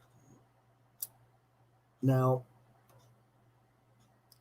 the problem is that Foster had to go and write this novel from the actual gameplay of the video game. So a lot of these characters have really weird names, like Proctor Fine is basically a mixture of the name Factor Prime. It's a mathematical, play on words, basically. And there's a few other characters like that in the book. But Proctor gets like 4 or 5 companions in his quest to get to Shadowkeep, and they go through different. It's like going through a role playing game, kind of. They have different sequences of different events in the book that are, if you ever actually played the video game, is the exact same stuff. He's actually describing what would happen if you played this thing in real. So it's quite an interesting translation, because I did not get to see the video game until like 97, like 13 years later. But for some reason, Foster just really made me interested in the book. And it was one of the first characters, visually, this cover visualized. And one of my first stories, I actually kind of wrote a different version, which now, some 30 years later, is still sitting around waiting to be adapted into comic books. You've heard of it. It's called Spellseeker. But eventually, I'll do my version. And my version's not like his, but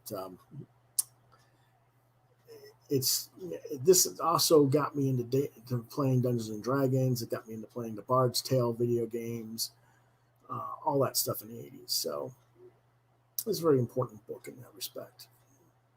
So that's one of the more modern stuff that I think people would check out. I think a lot of people would probably say it's not that good of a book. And maybe it isn't. Maybe it's only a 3-star book. But again, it was like a heavy influence for me in that respect.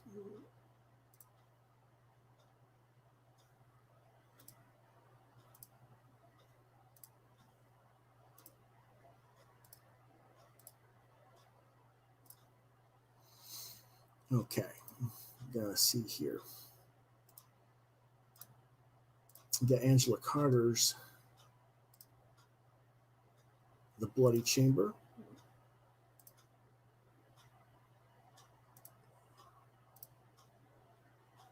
There we go.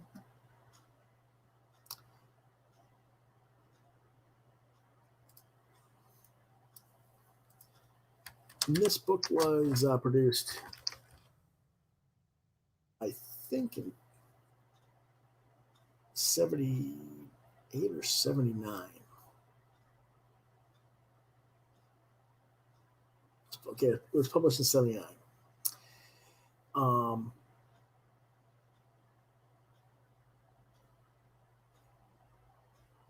And basically, The Bloody Chamber is a collection of short stories. It starts with the novelette, The Bloody Chamber, but it has a bunch of short fiction stories. Think of it as kind of like a more modern Grimm's Tales, I guess you could say. There's 10 stories in it: The Bloody Chamber, The Courtship of Mr. Lion, The Tiger's Bride, Puss in Boots, The Earl King, The Snow Child, The Lady of the House of Love, The Werewolf, The Company of Wolves, and Wolf Alice. And basically, again, for those who are looking for the more woke, more feminist stuff, this is some of the more earlier works that would definitely be a precursor to what is today's modern stuff that you guys keep saying you want me to promote. Um, Now, all these stories are based on classics. The Bloody Chamber is based on Bluebeard. Um, when a beautiful teenage girl marries an older French marquis, um, her governess tells her, well, the Marquis has formerly wed 3 women, all of whom died in mysterious circumstances. He gifts his bride a choker made of rubies, warning her against taking it off, and takes her to his coastal castle in Brittany, where she discovers his collection of pornographic engravings and paintings. He takes pleasure in her embarrassment, but they still consummate their marriage that night in a room filled with white lilies and mirrors. Um, he leaves for New York. When he leaves, he entrusts her with a chain of keys, telling her she can use them to go about the castle as she wishes. But he forbids her from using a certain key, telling her it opens to his private den. So, of course, she tries to grow accustomed to this decadence and stuff, but she just doesn't really feel comfortable there. She feels most kind when she meets a piano tuner that fixes the piano for her. And ultimately, though, she just feels very melancholy and unhappy because the guy that she did marry is never there. Um,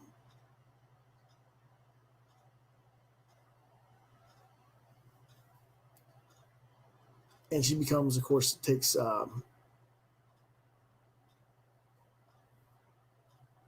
different things about the Marquis, trying to learn more about him.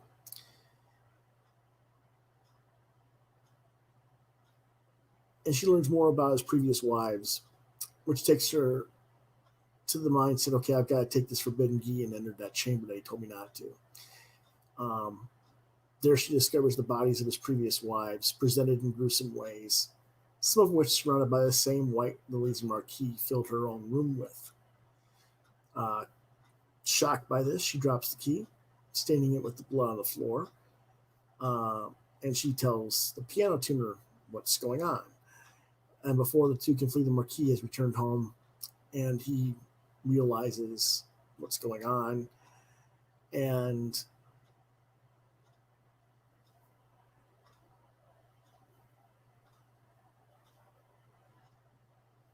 he basically presses the key into her forehead, leaving a red mark, and decides to kill her by execution on a chopping block. Um, the brave, well, not the brave, but the piano tuner is willing to stay and accompany her, even though he knows he won't be able to save her. But at the last moment, something happens. I'm not going to say what happens, but it's pretty wild. Um, Again, uh, several of these books are just stories are just based on these classic stories. Um, Puss in Boots is based on Puss in Boots, but it's also connects to the story of the Barber of Seville. Um,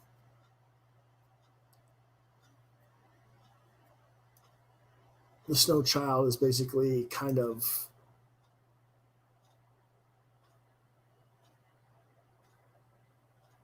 a Russian version of Snow White, I guess you could say.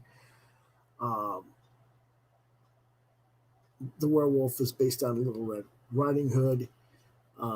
Company of Wolves, again, based on Little Red Riding Hood. So basically, a lot of these are just her telling her own versions of these stories. They're not bad. I gave it a 3.5 out of 5 when I reviewed it. But again, it's the period of shifting over from the classic stuff that supposedly is all male dominated white person to more modern. And I thought people who want me to talk about that stuff, I should show you the transition of what was popular anyway. Whoops. Sorry about that.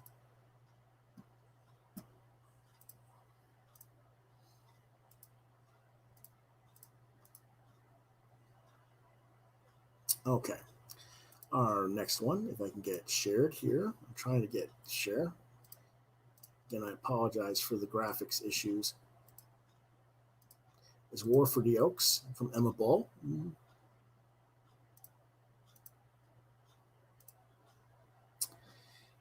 And this is actually a fun one.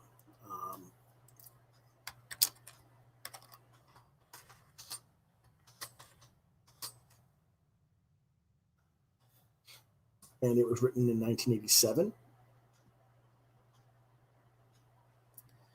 And it's about a rock musician who finds herself unwillingly pulled into the supernatural Fae conflict between good and evil, Fae meaning the fairy. It's one of the first works in the subgenre of urban fantasy. Although it does involve supernatural characters, the setting of Minneapolis, Minnesota is decidedly real world. The plot summary is walking home one night through the streets of Minneapolis after quitting her rock band and breaking up with her boyfriend. Edie Mccaffrey discovers that she's being pursued by a threatening man and even more threatening black dog. Somehow, they turn out to be one and the same. A shape-shifting prankster fairy known as a Puka, who drafts Eddie to be the linchpin in an ongoing battle between fairies' good and noble Seelie Court and the evil Unseelie Court ruled by the Queen of Air and Darkness. Eddie soon finds herself in a struggle for survival against the Unseelie Court, all while trying to put together a new rock band. Meanwhile, her initial feelings of resentment toward the Puka develop into gratitude for his efforts to protect her against the Dark Queen and ultimately turn to love. The novel climaxes in a rock concert playout between Eddie and the heir of Queen of Darkness, which decides the fate of both fairy courts as well as the fate of her loved one. And I think that's pretty kind of cool there. Just mix up rock and roll with modern fantasy. Eddie, of course, is the lead character.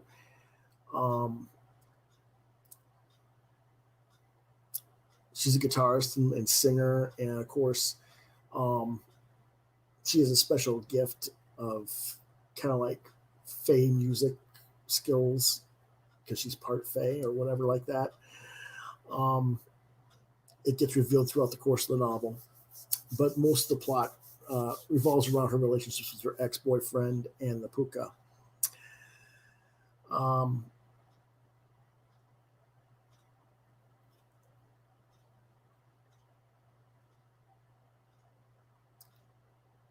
They got other characters that are important in the rock band, like Carla Diamato, who's the drummer for the band, the new rock band.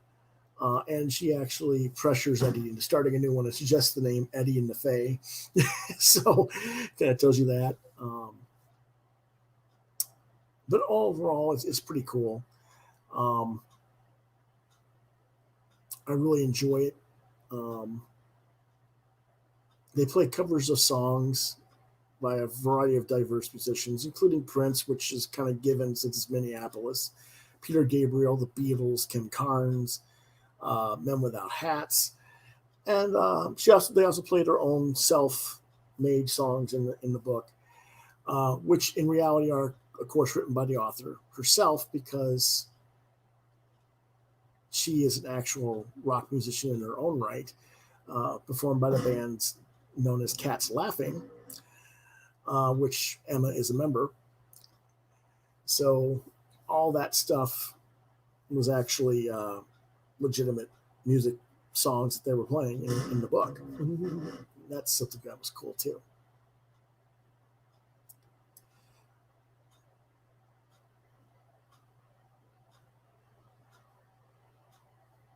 And it also won several numerous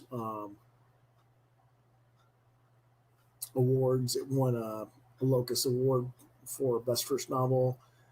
It was a finalist for the Mythiopic Fantasy Award. And this book has been adapted into a screenplay, and there was an 11-minute short film or trailer.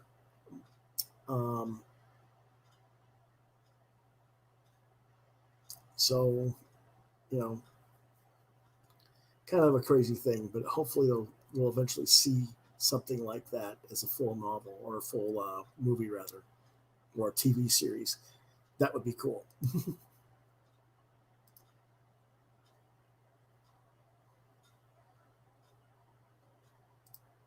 Okay. Let's see what else we got here.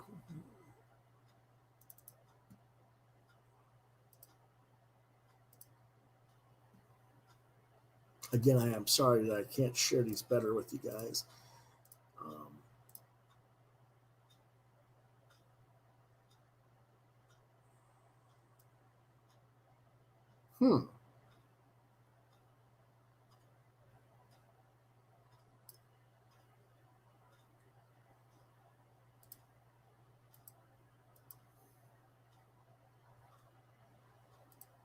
Doesn't want to share it. That's weird.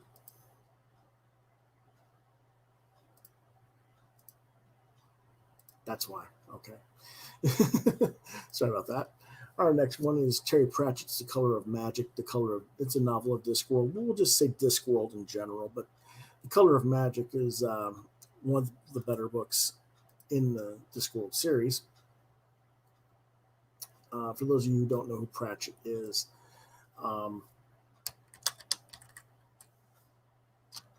he was, I should say. I don't know. I forget if he's still alive or passed away. Yeah, he died. I thought he did. Okay.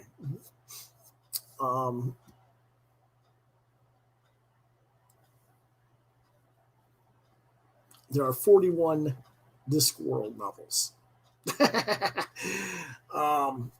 So I tend to go with The Color of Magic as the first one to start with. I'm not sure why. I just do. It is the first book of the Discworld series, I guess, but I don't know. I thought it was the third book for some reason, but I guess it is the first. Anyway, Pratchett was trying to do Blazing Saddles for fantasy. What he was trying to do. That's his thing. He actually describes it an attempt to do for the classical fantasy universe what Blazing Saddles did for westerns. So that's what he was trying to do. And basically, the story begins with a incompetent and cynical wizard named Rincewind, who was hired as a guide to naive Two-Flower, an insurance clerk from the Agatean Empire who has come to visit the city on Discworld, called Ankh-Morpork. Initially attempting to flee with his advance payment for agreeing to be Two-Flower's guide, Rincewind is captured by the patrician of Ankh-Morpork and forces him to protect Two-Flower lest a tourist's death provoke the Agatean Emperor into evading the city. After Two-Flower is kidnapped by a gang of thieves and taken to the Broken Drum Tavern, Rincewind stages a rescue alongside the luggage, an indestructible, enchanted, and sentient chest belonging to Two-Flower. Before this, however, Two-Flower convinces the Broken Drum's landlord to take out a fire insurance policy. The landlord subsequently attempts to burn down the tavern to claim the money, but ends up causing a fire that destroys the whole of the city. And then Rincewind and Two-Flower escape in the chaos. The names are something else.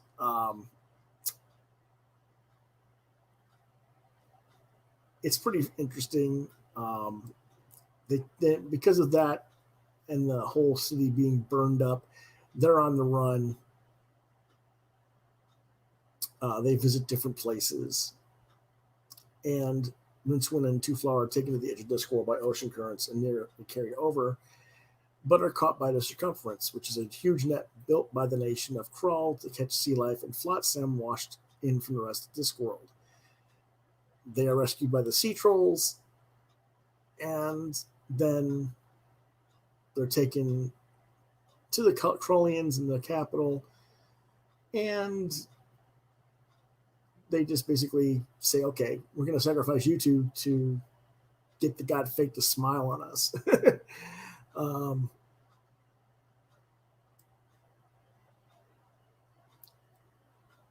They attempt to escape. They end up stealing a capsule.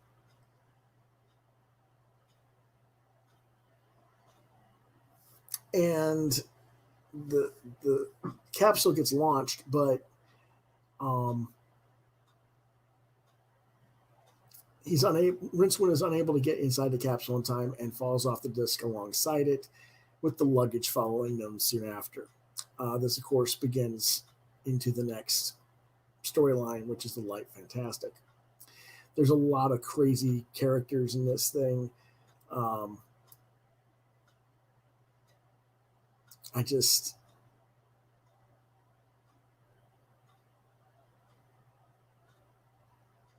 It's interesting. It is one of the few books of the Discworld novels that is divided into sections or chapters. But I would think that it's weird. You really got to focus on this one. So I'm not. It's more of a modern thing, but I guess more people should read it for trying to follow it.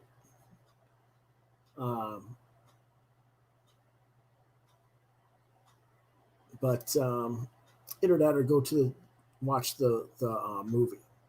There was a 2-part television movie of it that came out in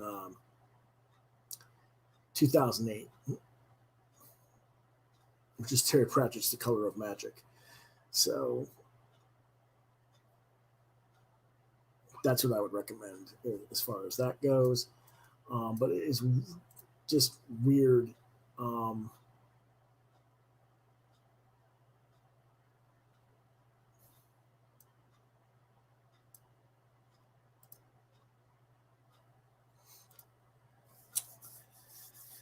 And I would give that one probably a 3.5. But it gets weirder, and the weirder it gets, if you liked books like Douglas Adams's Hitchhiker's Guide to the Galaxy and stuff like that, it's got that same kind of quirky British humor to it. It's just more geared towards fantasy than science fiction.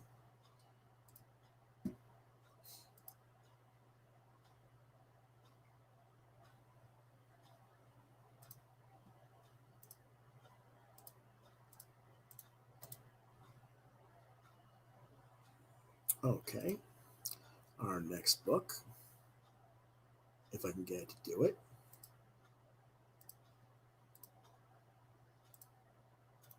is Mythico Wood by Robert Hullstock.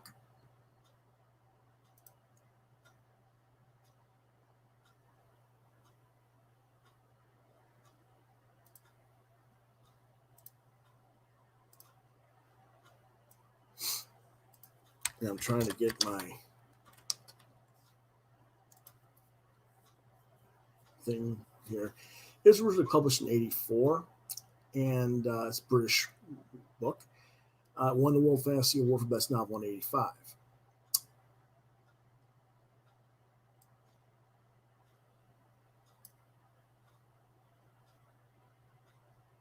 And when it's set in I'm gonna pronounce it right, darn it. It's set in Herefordshire, England, in and around a stand of ancient woodland known as Riope Wood. The story involves the eternally estranged members of the Huxley family, particularly Stephen Huxley and his experiences with the enigmatic forest and its magical inhabitants.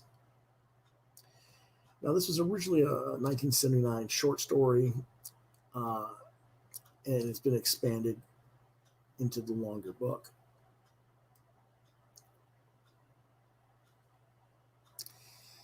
Now, the woodlands that the Huxleys are living near and around has been undisturbed since the last ice age and appears no more than 3 square miles of area from the outside. It's an example of a parallel universe that overlaps a section of the real world. The woodland is much bigger on the inside than on the outside. Once penetrated, it grows larger, older, and more unbearable as you approach the center of the woods, the heart of the woods.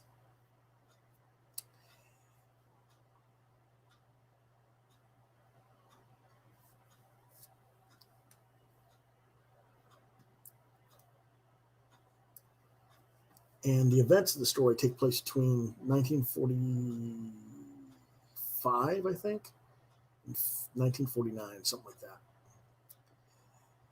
And Stephen Huxley returned from service from World War II after recuperating from his wounds to see his elder brother Christian, who now lives alone in their childhood home, Oak Lodge, just on the edge of the woods. Their father George has recently died, and their mother Jennifer died some years earlier. Christian is disturbed, but intrigued by his encounters by one of the Mythicos. While Stephen is confused and disbelieving when Christian explains to them that there's these crazy creatures living in the woods. Both had seen Mythicos as children, but their father explained them away as traveling gypsies. Christian then returns to the wood for longer and longer periods, assuming a mythical role himself. In the meantime, Stephen reads about his father and Edwin Jones's studies of the woods. Part of his research on the wood causes him to contact Wynne Jones's daughter, Anne Hayden. Stephen also meets a local man named Harry Keaton, who's a bum-scarred ex-Royal Air Force pilot who encountered a similar wood when he was shot down over France and has been trying to find a city that he saw there. Stephen and Harry try to survey and photograph real wood from the air, but their small plane is buffeted back by inexplicable winds every time they try to fly over the trees. Stephen soon has his own encounters with the woodland mythicos and an older Christian, and eventually, to save both his brother and a mythical girl named Gwyneth, he ventures deep into the wood, accompanied by Harry. I'm not going to get into the adventures of that, but basically they have to go in and rescue his brother and the other girl, Gwen.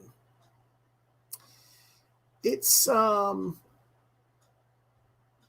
interesting story.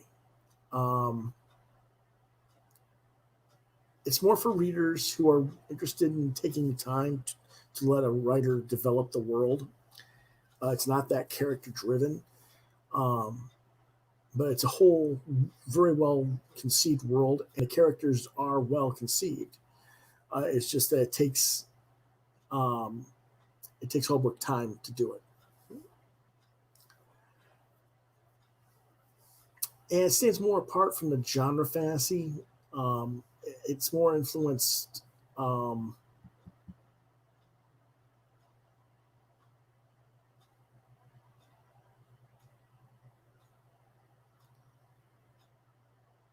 I guess you could say he does.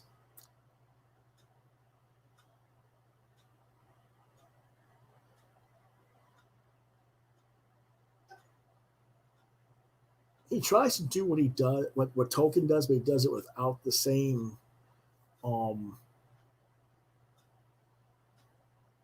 without being an imitation or a reaction against Tolkien. That's what I'm trying to think of. He's trying to do his own thing and not be either an imitation or be against what Tolkien did. The other thing is that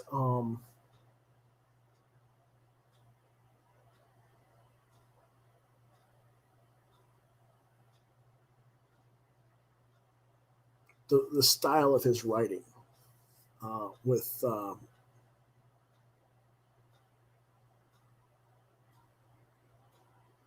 book. There's, I don't know, I'm trying to think of the right thing here.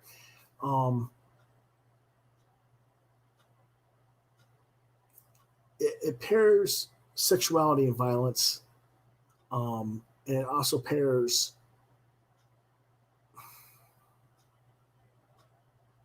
like the woods are kind of like this metaphorical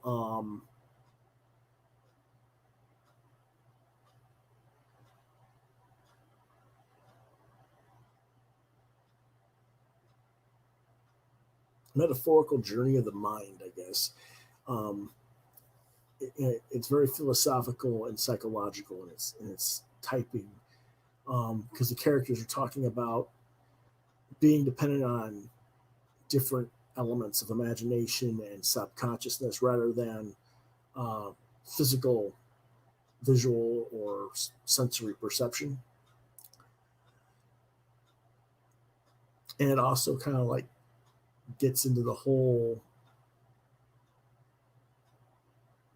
Freudian psychology, I guess, in the narrative, because both the brothers, Stephen and Christian, encounter a character called the Erskung. I think that's pronounced right. Erskung, I think that's what it's called. Who displays the characteristics of their father who died, and it's a whole weird thing that they're doing there as well. So it's a very in-depth book. John says it's time to turn in. He says good night. I'll see you guys later.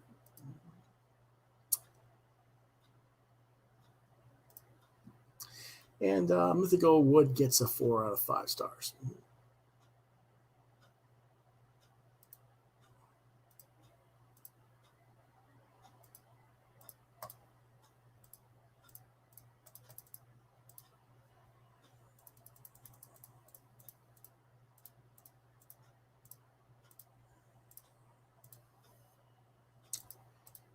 We got 2 more people to cover.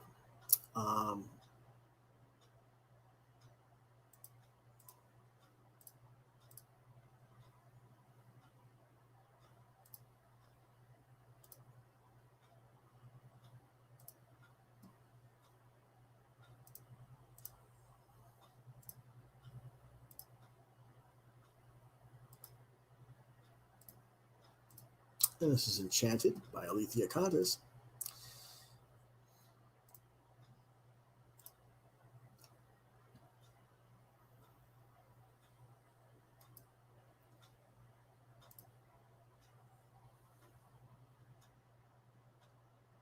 Hold on a second.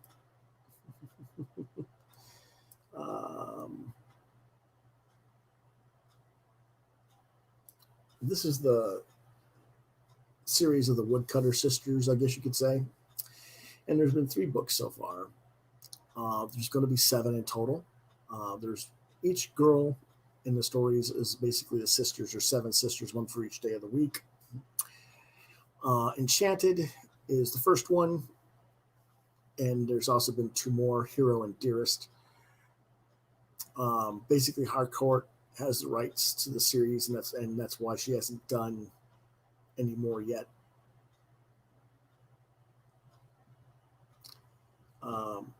With that,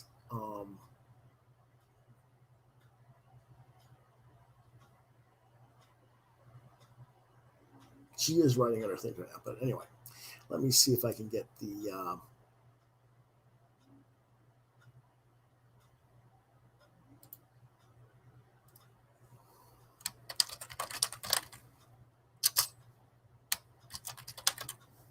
there we go.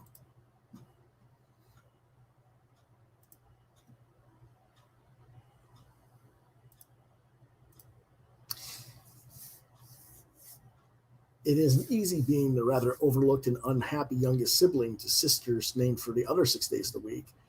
Sunday's only comfort is writing stories, although what she writes has a terrible tendency to come true.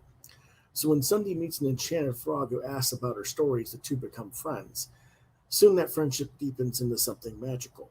One night, Cindy kisses her frog goodbye and leaves, not realizing that her love has transformed him back into Rumble, the crown prince of Arrowland, and a man that Sunday's family despises.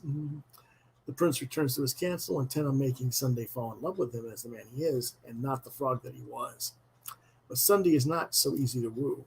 How can she feel such a strange, strong attraction for this prince she barely knows, and what twisted secrets lie in his past and hers?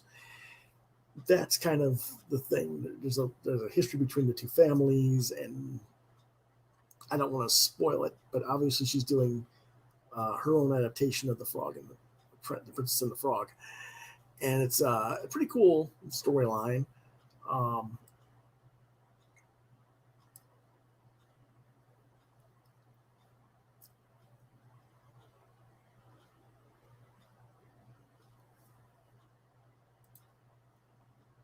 I would say it's a 13 and up book.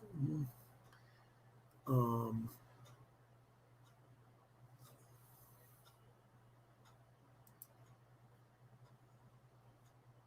but other than that, um, not a whole lot to add right now. I'm trying to get Alethea to come on the show. That's why I don't want to spend too much time. We're going to try and get her on the show as a guest one of these nights and go over the whole Airland saga. So I don't want to get too much into that. But if you are looking for strong female um, leaders, look for the Woodcutter sisters. That would be Enchanted and Hero and Dearest are the ones that are out already in that order. And then there's some other stuff like there's Tales of Ireland and there's Trix and Trickster, which is a different male character that's in the same universe or same world of Ireland. And it's his story, which is separate from the Woodcutter sisters. And then there's the Unicorn Hunter, which is also a Tale of Ireland. So there's a lot of stuff in the Ireland saga. It's just that she hasn't been able to finish the Woodcutter series due to contractual obligations with her publisher. When she gets the rights back from her publisher, she's going to reprint the first 3 and then finish the series.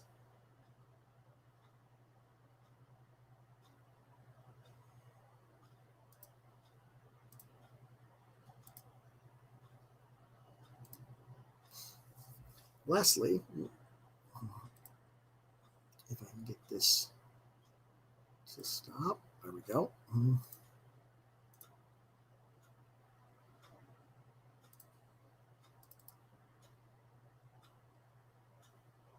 For the modern, again,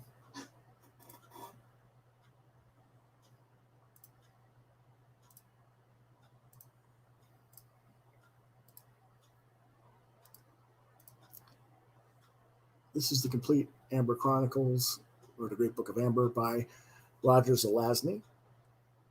All the novels of the Amber Chronicles in one volume. If you don't know the Amber Chronicles, you really should.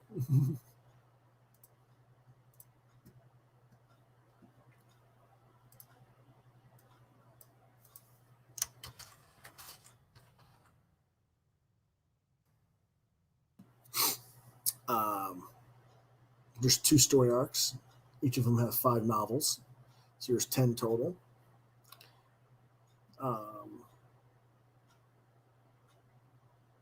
Basically, there's 2 worlds, Amber and Chaos, and in the Shadow worlds that lie between the 2. These shadows, including our Earth, are parallel worlds that exist and were created from the tension between the magical forces of Amber and Chaos. The courts of Chaos are situated at the very edge of an abyss, and the royal family of Amber, after walking a pattern that is central to Amber, can travel freely through these shadows. While traveling between the shadows, you can alter reality or create a new reality by choosing which elements of which shadows to keep or add or which to subtract. Nobles of the courts of Chaos that traversed this area are similarly able to travel through shadow. So basically, that's kind of what the books are about. There's a character starts with 9 Princes of Amber, the first book, the Corwin Cycle, who's a Prince of Amber. And He describes his adventures and life upon re-encountering his family after a loss of memory and an absence of centuries. Basically, he wakes up in a coma in a hospital in New York with amnesia. And he discovers that he's part of this superhuman royal family that can wander among these infinite worlds called shadows and who rule over the one true world, Amber. He meets these members of his rediscovered family, and then later is shown and walks the pattern, which is a labyrinth inscribed in the dungeons of Castle Lambert, which gives the multiverse its order. Walking the pattern of Remba, which is a city in Amber that mirrors the true city of Amber, basically reversed. It restores his memory and his ability to travel through shadow. In the lives of his brother Blaze, he attempts to conquer Amber, which is ruled by his elder brother Eric, who took over after the disappearance of their father Oberon. Unfortunately, their attempt fails, and Blaze falls from the side of the Cobbler Mountain, and Coleman is captured, blinded, and imprisoned. Thanks to his genetic regenerative abilities, his eyes regrow back and he regains his vision.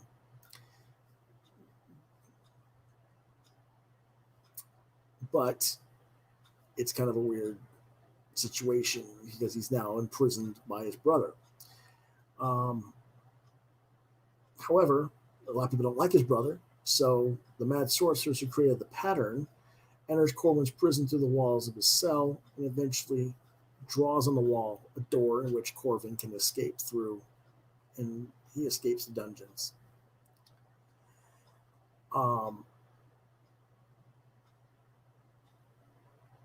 The next book comes out.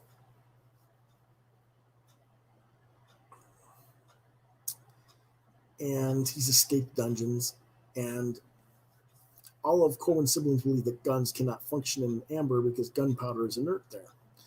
But Coleman has a secret knowledge.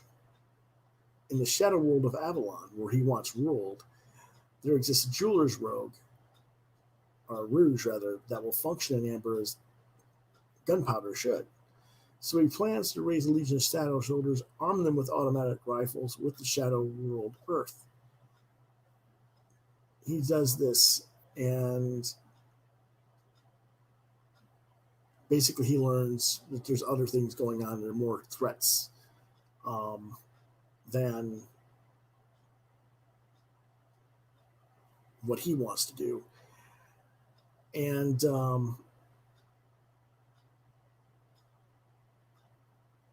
by the time he decides, well, I'm still going to go after Eric and try and take over the castle, he finds it's already under siege by the greater threat. And Eric has been mortally wounded and passes down the jewel of judgment to Corwin, making Corwin the new king. The immediate danger passes. They do rebuff the enemy,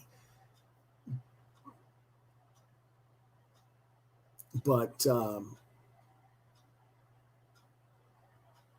Corwin's grandniece threatens that there's going to be worse coming, and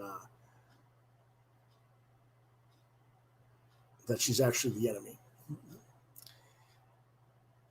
And it goes on again with each story. Like I said, there's 10 books in the Chronicles of Amber. I don't want to get into all of them tonight. We'll probably come back to them as a full run series.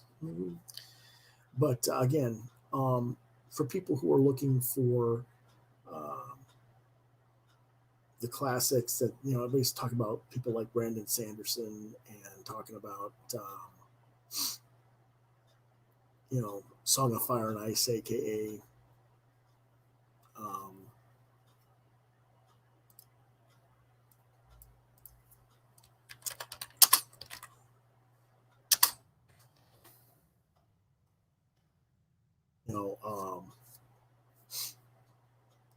the George R. Martin series, Song of Fire, Ice and Fire, I should say, not Fire and Ice.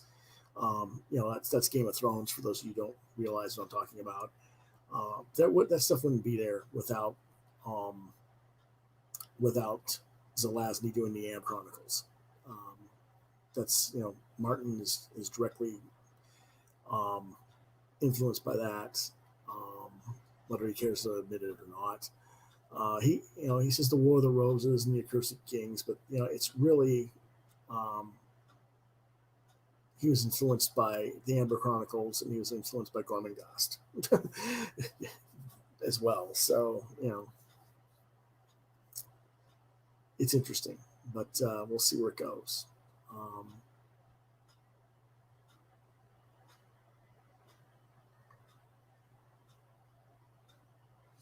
That being said, I think that'll be all of our books for tonight, unless I missed something. Let me check real quick. I don't think I did. Maybe I did. Yes, I did. Okay, we haven't talked about Neil Gaiman, which of course we need to talk. We can talk about Neverwhere or American Gods. If you don't know what those are, look those up. N.K. Jemisin. Let's see, which one would I recommend out of that real fast?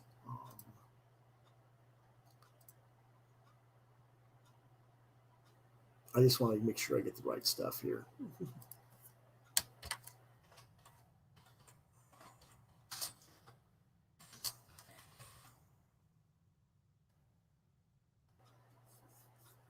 I would probably go with The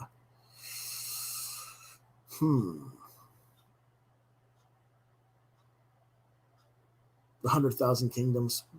I'd probably go with that to start with.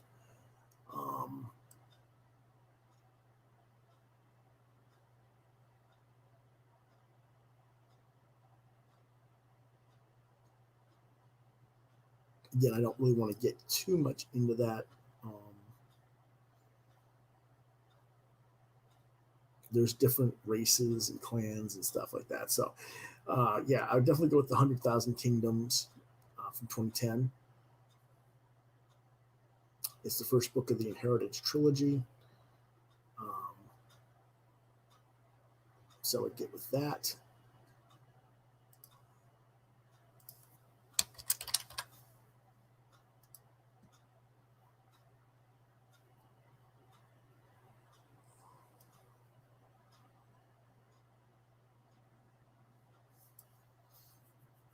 Let's see.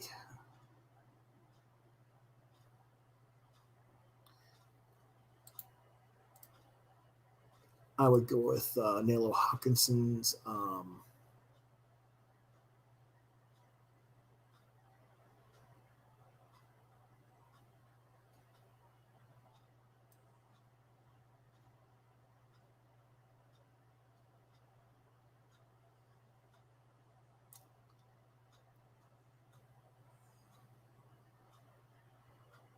Brown Girl in the Ring, probably, with what I would start with hers.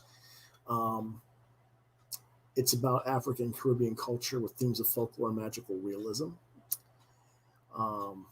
It is post-apocalyptic in nature, so it's kind of like a more modern, not science fiction. I mean, it goes science fiction, but it's more like a science fantasy, I guess I would say. It's more like an urban fantasy, magical realism, a little bit of Afrofuturism in it, but it's definitely more fantastical because of the magical realism aspects.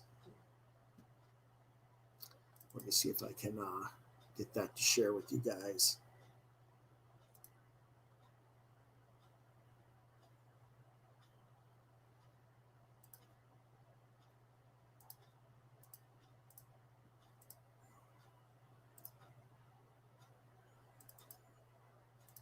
There's one of the versions of the cover.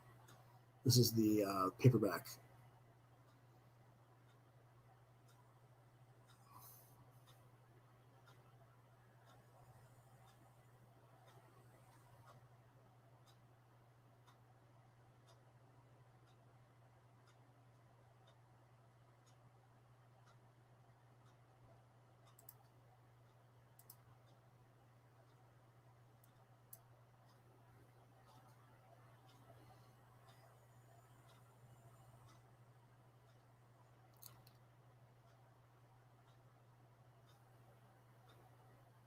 Okay. And I don't have a good cover for that Jemison book, but I'm sure you can find it online.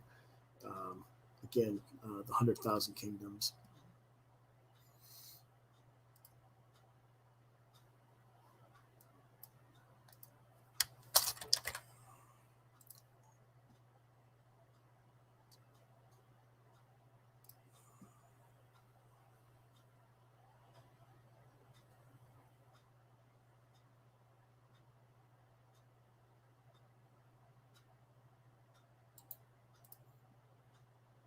And then there's a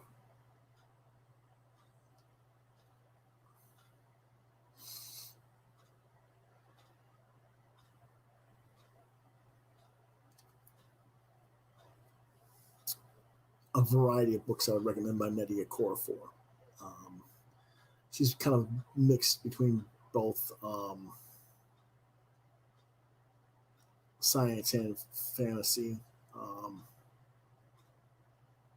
I would recommend Who Fears Death. Let's see.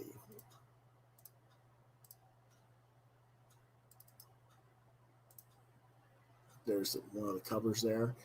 That's about a future Sudan where the lead character is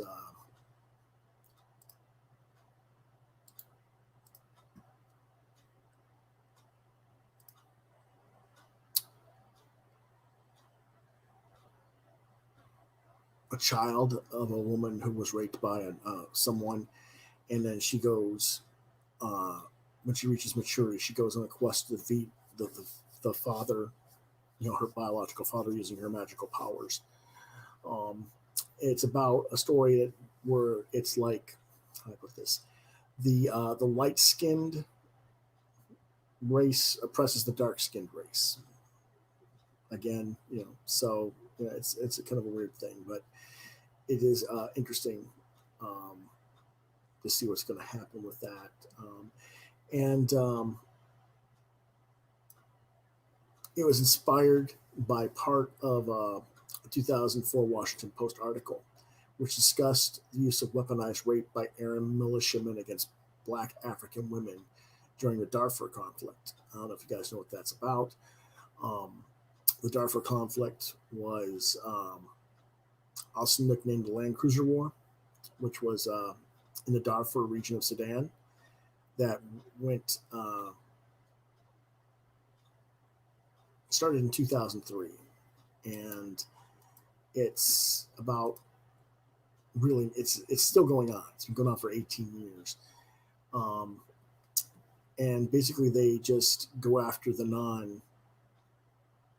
non-Arab population. Anybody who's non-Arab, they just try to kill them, or hundreds of thousands of people have died. And the indictment of Sudan's president was demanded, basically, for genocide, war crimes, crime against humanity by the International Criminal Court. Um, Unfortunately, it's still ongoing. So that's basically what inspired this book. Mm-hmm.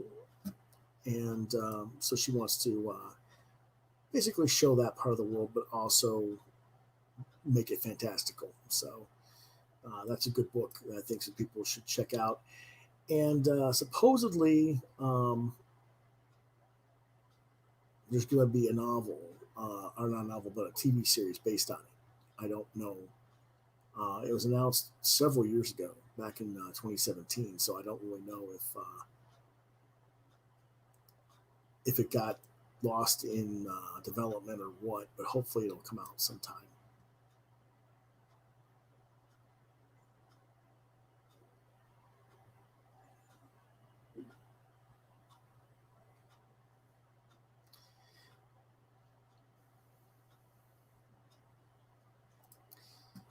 And that covers it for tonight. I want to thank those who came in and watched. And I know I ran late and ran long tonight. So we'll probably come back and revisit some of these authors.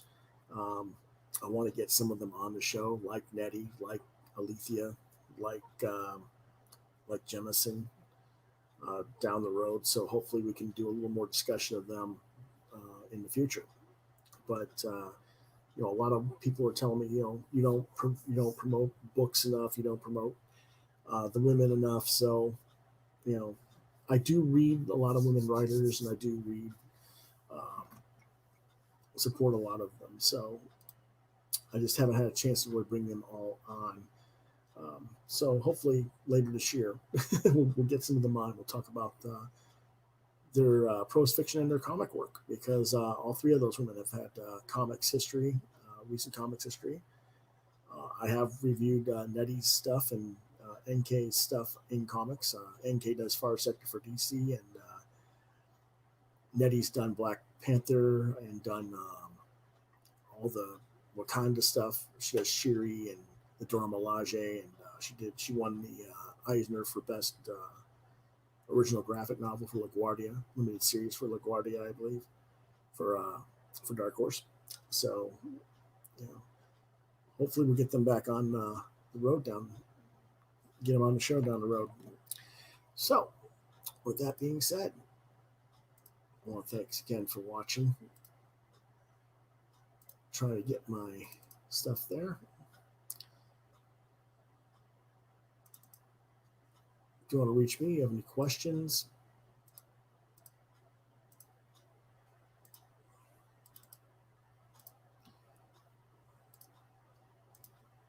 you can get you on Facebook at Lewis.BrightRaven, at Twitter at LewisBrightRaven2, at DeviantArt.com/BrightRaven. You're watching Quoth Raven, Lewis BrightRaven on YouTube. You can reach me at an email via quotheravenlbr72@gmail.com. And if you don't reach me there, try LewisBrightRaven@yahoo.com. Now, tomorrow is supposed to be our live draw. I don't know if I'll have it tomorrow or not. I just got my lawnmower back, and my lawn is a jungle. So I'm going to be doing that tomorrow. And depending on how long it takes me to get that done, then we'll see if I have enough time and energy to do a live draw tomorrow. But normally we do have live draw on Saturdays and Sundays. In the meantime, Mondays, comics news and reviews. Wednesdays, comics what did you get this week. Thursday night is our roundtable talk. My guest next week has not been officially confirmed, so I don't want to say just yet. And Fridays is genre night, each week a different genre, sometimes with different guests. We're going to return to the science fiction genre, I believe, next week. But I'm not really sure yet which format we're playing with. If we're not doing science fiction, then someone's going to talk to me about doing something else. But I have to wait and hear, because someone said they wanted me to talk about role-playing games. So if I talk about role-playing games, we'll see. I'd love to talk with role-playing games. So maybe that'll be what we talk about is role-playing games. But if we do that, again, that's a different genre for different role-playing games. So I don't know. We'll see what goes on. I have to wait until I hear back from the person that wants to possibly co-host next week. In the meantime, I will see you guys hopefully, if not tomorrow for live draw, maybe on Sunday for the live draw. Thanks for watching. See you next time. Have a good night.